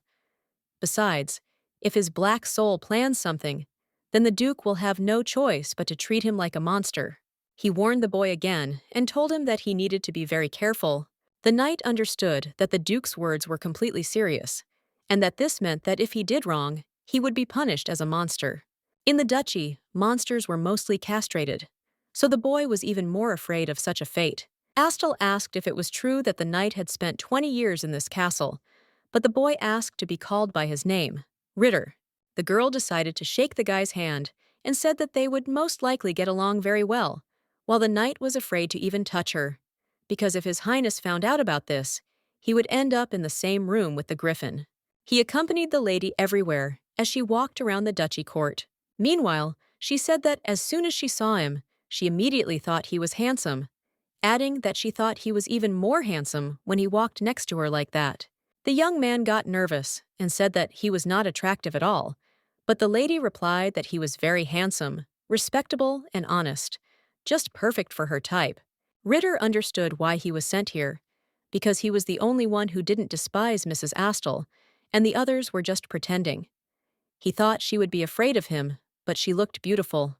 He was worried about his fate, because he knew that if he had dirty thoughts about the lady, he would immediately receive punishment from the Duke. He had to be on guard. Meanwhile, the lady provoked him even more, offering to have tea together. At that moment, he immediately refused. It seems that the guy's sense of guilt has increased greatly. Through manipulation, the girl was still able to invite him to tea, and he agreed. The lady smiled and said that it was time for them to have tea together. Along with the tea, they served a lot of different sweets. The strawberry black tea seemed very tasty to the guy. While Astal was happily drinking tea, the guy could hardly sit still. He agreed with everything the girl said, but in fact, he was very worried about his fate. At one point, the lady asked the guy why he was shaking so much. He couldn't say that he was afraid of the Duke and what he would do to him if the boy behaved badly. He shared his thoughts that he couldn't just sit back and enjoy dessert and tea, because knights didn't do that. She left, noticing how he was choosing his words for the conversation. Not understanding why a guy with such a reputation was saying such things, she asked him if he was comfortable with her, and he became nervous, saying that it wasn't that. At one point, he dropped his cup of tea. It seemed like everything was falling out of the guy's hands. He was very worried. But nothing terrible happened, because the maids immediately came and cleaned up the broken cup. She decided to ask something else. She asked if there would be cream at the upcoming fencing competition. The knight did not understand what she was getting at, so he listened carefully, with caution. She said that if there were any changes among the knights, or if anyone showed any strange signs, she would like to know about it. She also asked him what he usually did to lighten the mood. He said he punished monsters or caught horrible criminals. He told how he caught a gang of robbers and swindlers, which gave the girl an interesting idea. And it seemed that if he caught thieves, he must have a lot of information about the North, and if he ended up on her side, he would undoubtedly help her. He had a piercing gaze after the girl offered to tell him about the changes among the knights. The main character thought it was a mistake to ask him about this, because he might start to suspect her. But the guy thought that the girl was asking him about it because of problems like doping, after which she realized that he didn't suspect anything. Although the lady understood that it had nothing to do with doping, she still confirmed the guy's version. The knight promised that he would watch everyone, and if he noticed anything strange, he would immediately report it. The main character was very happy about this, because she almost succeeded. She took the guy by the hand and said that she was very grateful to him, but he said that such thanks were not necessary. It is clear that the guy was only worried about himself, because His Highness would incinerate anyone who interfered with him, no matter if it was a person or a monster. The guy stood up from his seat and promised to find out everything for the girl as quickly as possible. Meanwhile, Duke Anais visited the capital, straight to the imperial palace. His lordship was very glad to see the Duke. He was also cool and said that he was also glad to see him. The old man asked if anything special or unusual had happened, but Anais replied that everything was fine with him. The emperor said that he had adopted a girl. Anais didn't yet understand what they were talking about. The real princess of the empire did not even live to see her 5th birthday. It was an incident with kidnapping right in the imperial palace. They did everything they could, but in the end, they could not find the body, and the empress buried the princess in her heart. More than 10 years have passed since that incident, and they decided to adopt a daughter. The duke decided to congratulate them on this. The emperor refused, saying that the girl was already of marriageable age, and he also added that she was very interested in the north. But Anais interrupted the emperor and said that he was not interested in anything related to marriage, so he immediately refused such conversations. The emperor was surprised that the boy didn't even want to think about it. The guy said that the girl was most likely already a Karna, living in the capital's imperial family, and would probably feel despondent if she began to live among the northern savages. This made the emperor think. He had no idea that Anais would have such an unwavering will. He was like that from the beginning, but now it feels even stronger. The old man scratched his beard, not knowing what to tell her. He assumed that there was someone he already liked. He also asked if Hertz had any plans, since they had to meet in a day. The guy said he was planning to buy a chocolate shop. That surprised him. He didn't look like the type of person who eats chocolate. Their conversation was interrupted by the butler, who told them that Juliana was waiting for him at the palace. The duke said goodbye, and the emperor wanted to talk face-to-face again at the next meeting. Initially, he wanted Anais to have tea with the princess, but judging by his stubbornness, forced meetings will not work. The assistant reported to the emperor that the northern Tarian tropes were growing in strength. He added that even if they were made of monsters, their growing power would pose a threat to the empire.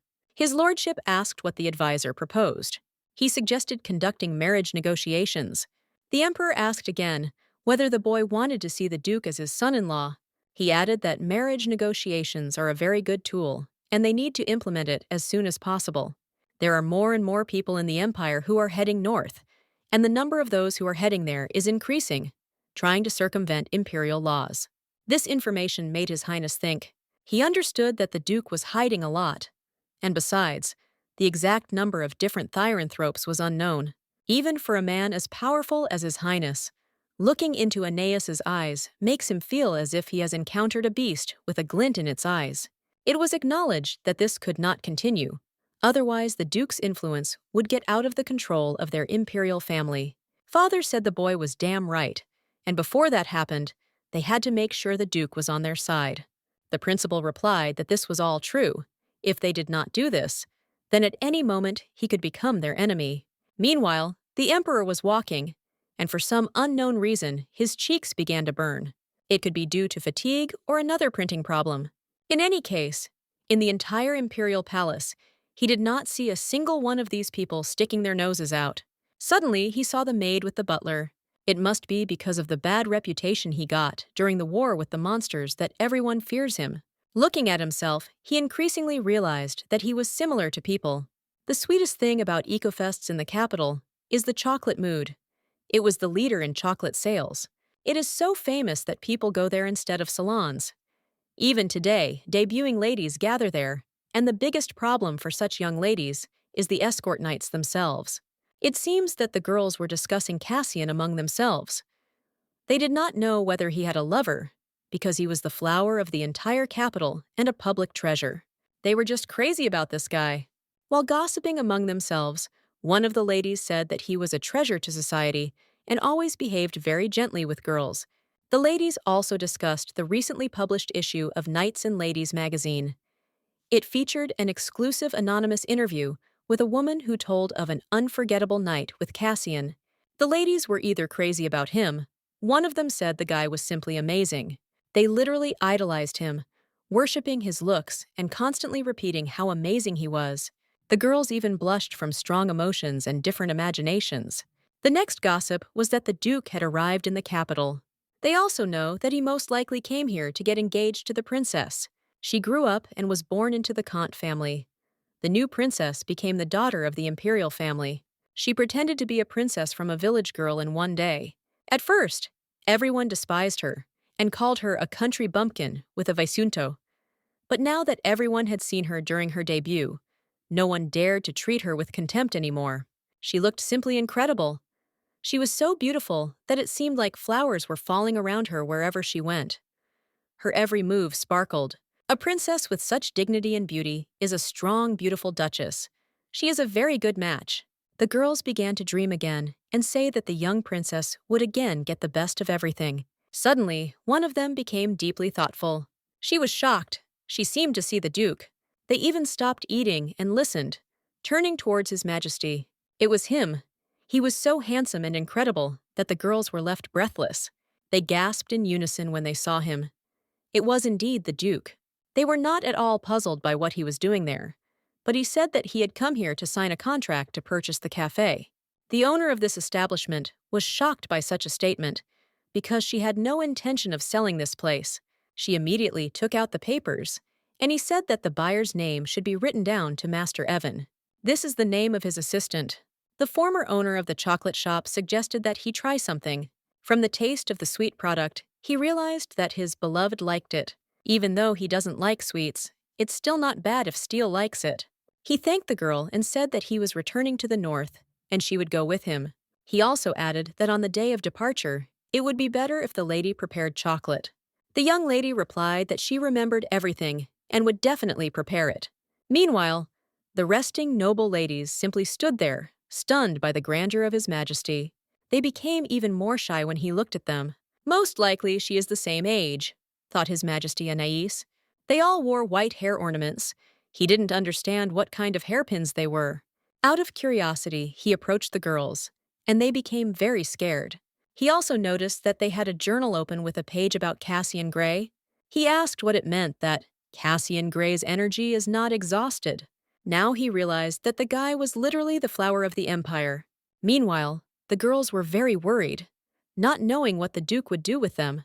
Reading the magazine, His Majesty was shocked by how much his incomparability was praised there. What made him angry was that his friend was such a hot lover. He decided to take this magazine with him. The ladies were crazy about the guy. They could not say anything except nod to him. The next day, the meeting at the Imperial Palace began. The war with monsters was on the agenda, after which they decided to finish this issue. The next topic announced was budget cuts for the Magic Tower in the western part of the Empire. Everyone started discussing it. A verbal altercation ensued, and everyone came to the agreement that it was necessary to cut costs, because it was impossible to allow that. The village of the magician grew even more, or the same situation happened as with the magicians of Vietri. The greatest noble family of mages in the empire decided to betray the county of Vetra. They did not know whether it was a manifestation of a feeling of inferiority towards the chosen ones who had strong ties to the common people, or anger towards those who tried to return the empire to chaos. But as an example of what happens to traitors, their heads were hung on the wall, and the distinguished family of magicians instantly became the object of ridicule. The guy advocated for an even greater reduction in the budget, because a reaction was expected from the Magic Tower. They could not be allowed to plot treason, like in the wind. The Duke listened to all this without showing it. The only thoughts in his head were about Cassian Gray. He was worried about all those headlines in the magazine, about him being the flower of the empire who melted all the women's hearts, and about the fact that girls were studying him so much. Everyone present in the hall noticed this. Suddenly, Ropa Shelend, commander of the Red Rose, approached the Duke. Anais didn't even pay attention to him, ignored him, and he didn't have time to say anything. Then he shouted that the strength of the knights needed to be carefully tested for the war with the monsters, after which the Duke stopped. He seemed to be quite angry and cold. However, no matter how much the Duke had previously treated them with the respectful, arrogant gaze of a tranthrope of the empire, he was still not completely independent. He had to show that he was trying to please the emperor. First of all, in the knightly squad, there was that very man, Cassian Gray. His Majesty asked if that guy would be there, but the commander replied that Cassian had taken a short leave, that he was generally in good health, but had not been feeling well lately. The Duke suggested that he retire completely if his health was so bad, but the commander said that was not the issue. In fact, it was not a health problem, but he had personal family circumstances. The Duke listened carefully. Meanwhile, the man in the cloak turned to Astal and said that they had not seen each other for a long time. It was Cassian Gray. He came to see his sister. The girl was excited, but at the same time very happy to see him. Suddenly, she noticed a parrot. Cassian had a parrot in his hands that was acting very strangely, and she didn't understand what it meant. He decided to turn to the girl. The guy showed the parrot, and a moment later, someone sparkled. Exactly 2 seconds later, a child appeared in the guy's arms, and the girl didn't understand what was happening. The brother said that this child was his son. Now everything came together in the girl's head. This child was her brother's son and precious nephew. The baby looked very handsome, and the lady greeted him immediately. She immediately wanted to take him in her arms, and her brother said that his child's condition was very deplorable. It was obvious how desperately he tried to save the baby, because it was his son. It was true, because the magical power was stirring his heart, and if they had delayed a little longer, the baby would have been in danger. The girl also asked if her brother had chosen a name for the child, but he replied that he had not, and that she could name him whatever she wanted. The girl fell silent, because she did not know what name to give the baby.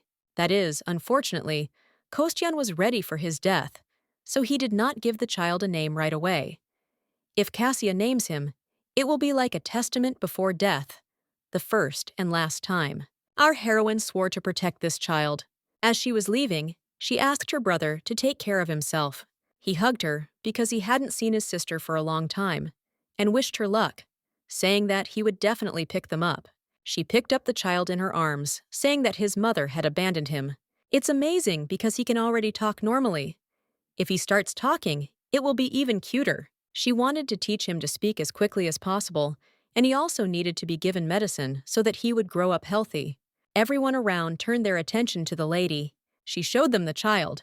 Jenny and Sally immediately asked who the child was, and the girl said that it was her friend's son, because he had urgent business, and the child was sick, so he asked her to take care of him for a while. The baby looked really cute. Sally asked if the child was very ill, and the lady replied that he was a little ill. Miss Rudy looked displeased and asked if His Majesty knew the truth. The woman looked intently at our heroine, and she said that she tried to convey the information to him, but he never found out the details. The main character promised that she would officially declare the child to the Duke as soon as he returned. She did tell him about her friend, but he couldn't have imagined that it would be a child. The girl hoped that the Duke would understand her. Meanwhile, in the castle, the housekeepers were whispering, believing that this was a friend's child, because he looked very much like Madame Estelle. Most likely, the girl was confused when she encountered them, which is why she said this version. Sally and Jenny whispered to each other. They didn't know all the details about this child, and they were very interested. Meanwhile, Miss Rudy couldn't collect her thoughts, because if this was Madame Estelle's child, then a bloody massacre could begin in the mansion. That same day, at dawn, the Grey Cardinal appeared, recognizable by the characteristic scar under his eye. He asked his subordinate where the artifact had disappeared. It was Sam's artifact, and it was very important to him. The vice tape also involved the same girl, and she is definitely connected to his artifact. He ordered to find the artifact, because if it was analyzed, their identities could be revealed. It was necessary to block their path to the great monarch. He added that if they were crushed, everything would end. Meanwhile, our heroine looked after the child, taught him different words. She didn't want the boy to start saying the word carriage, but she couldn't do anything because he kept repeating the word mom. However, he could already pronounce the word mama quite well, and perhaps he would be able to say dada as well. A moment later, the baby said the word daddy, and the lady promised that until his father returned, she would tell him everything about him, because she couldn't let the boy think that his father had abandoned him. She added that his father would definitely come back to pick him up. She showed a card with a picture of Cassian's uniform and added that he is a very handsome and cool dad. She clarified that these were the exact clothes he was wearing and asked if he was cool. The boy answered yes, with joy in his eyes. From then on, he constantly turned over cards with different images of his father's clothes. This touched her. She watched him with delight, because she had just told him about it, and he had already repeated, clothes. Looking at the child, she didn't know how to react. It turned out that her brother's son was a genius. Suddenly, she felt a gaze from outside and came closer. Opening the window, she saw a squirrel. She greeted her and asked if she wanted an acorn. But before she could say a word, the squirrel disappeared. Perhaps it was a Tarian trope, the main character thought. Still, it didn't matter, because she had a more important task, to look after the child. Meanwhile, Miss Rudell was talking to the knight, who replied that he had asked about her son several times, and the girl said that it was not her son at all. The senior housewife calmed down. At this time, one of the maids picked up the squirrel, and it seemed that she wanted to say something. She looked very unwell. The girl said that the squirrel told her how the child called Astel Mom, which shocked everyone in the room. The main character felt that the atmosphere in the duchy had become strange these days. Everyone was acting restless. Their looks seemed to want to say something, but no one came near her. Perhaps it just seemed that way to her. But in the meantime, Mr. Ricardo asked who this child was. The baby in Astel's arms immediately greeted the old man. He looked very active, and it was necessary to develop a potion in case he got tired. A moment later, the young man pointed his finger at his grandfather and said, meow. Seeing the nails on his grandfather's hands, he thought it was a cat. Most likely, it's because jaguars are a member of the cat family, and the boy said, meow. Seeing another boy, he asked who it was, and she was surprised, because the child knew about cats, but knew nothing about foxes. Sally and Jenny brought tea and snacks. Whispering among themselves, they agreed that the boy looked very much like Madame Estelle. This seemed strange. It might be because he is her nephew, but in the Empire, this hair and eye color is quite common. But still, he looks more like his brother than her. The boy kept calling the girl Mom, and as soon as she said that it was not so, he immediately started to act up. Everyone in the hall sat excited. The main character did not understand what was happening to them. Everyone immediately left the room, and Bell dropped his cup and apologized. He realized that this was the perfect opportunity to talk to the child while the others cleaned up the broken cup. The baby was asked to call him brother. After several attempts, the young man was able to say the word brother. Blender asked who raised the baby before he came here, and the boy replied that it was the teacher. So far, there have been more mysteries than explanations. He didn't know if this child was really Estelle's son. He didn't know what to do to find out. Because Estelle was still busy, Belle also asked the child if he knew what the word mother meant, and the child replied that it was the one who gave birth to and raised the child. After this, the little fox asked again who his mother was, and he confidently answered that Mom is Steel. What he heard surprised Belle, and he asked again if the baby was talking about the same Estelle. After confirmation, the boy asked who his dad was, and he sadly replied that his dad was gone. He added that he abandoned him. In that case, this child was the son of the one who left him, and the father abandoned them. The young man thought he was a scoundrel, after which she came up to them and asked if they were having fun. What he heard confused the boy greatly, and he asked if it was really impossible to be kind in this world, which left the girl confused. She asked him what he was talking about, but the young man did not answer. Meanwhile, the Duke was reading a letter addressed to him.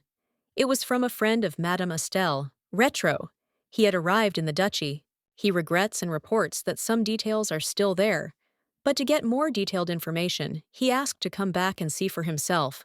His Majesty immediately thought that Astelle had spoken of her intentions to invite a friend into the hall, and it seemed that this was that very friend. It wasn't Cassian, who was away due to family reasons, and it must have been just Astelle's friend, but he still felt a strange feeling inside. He knew it was time to return to the duchy.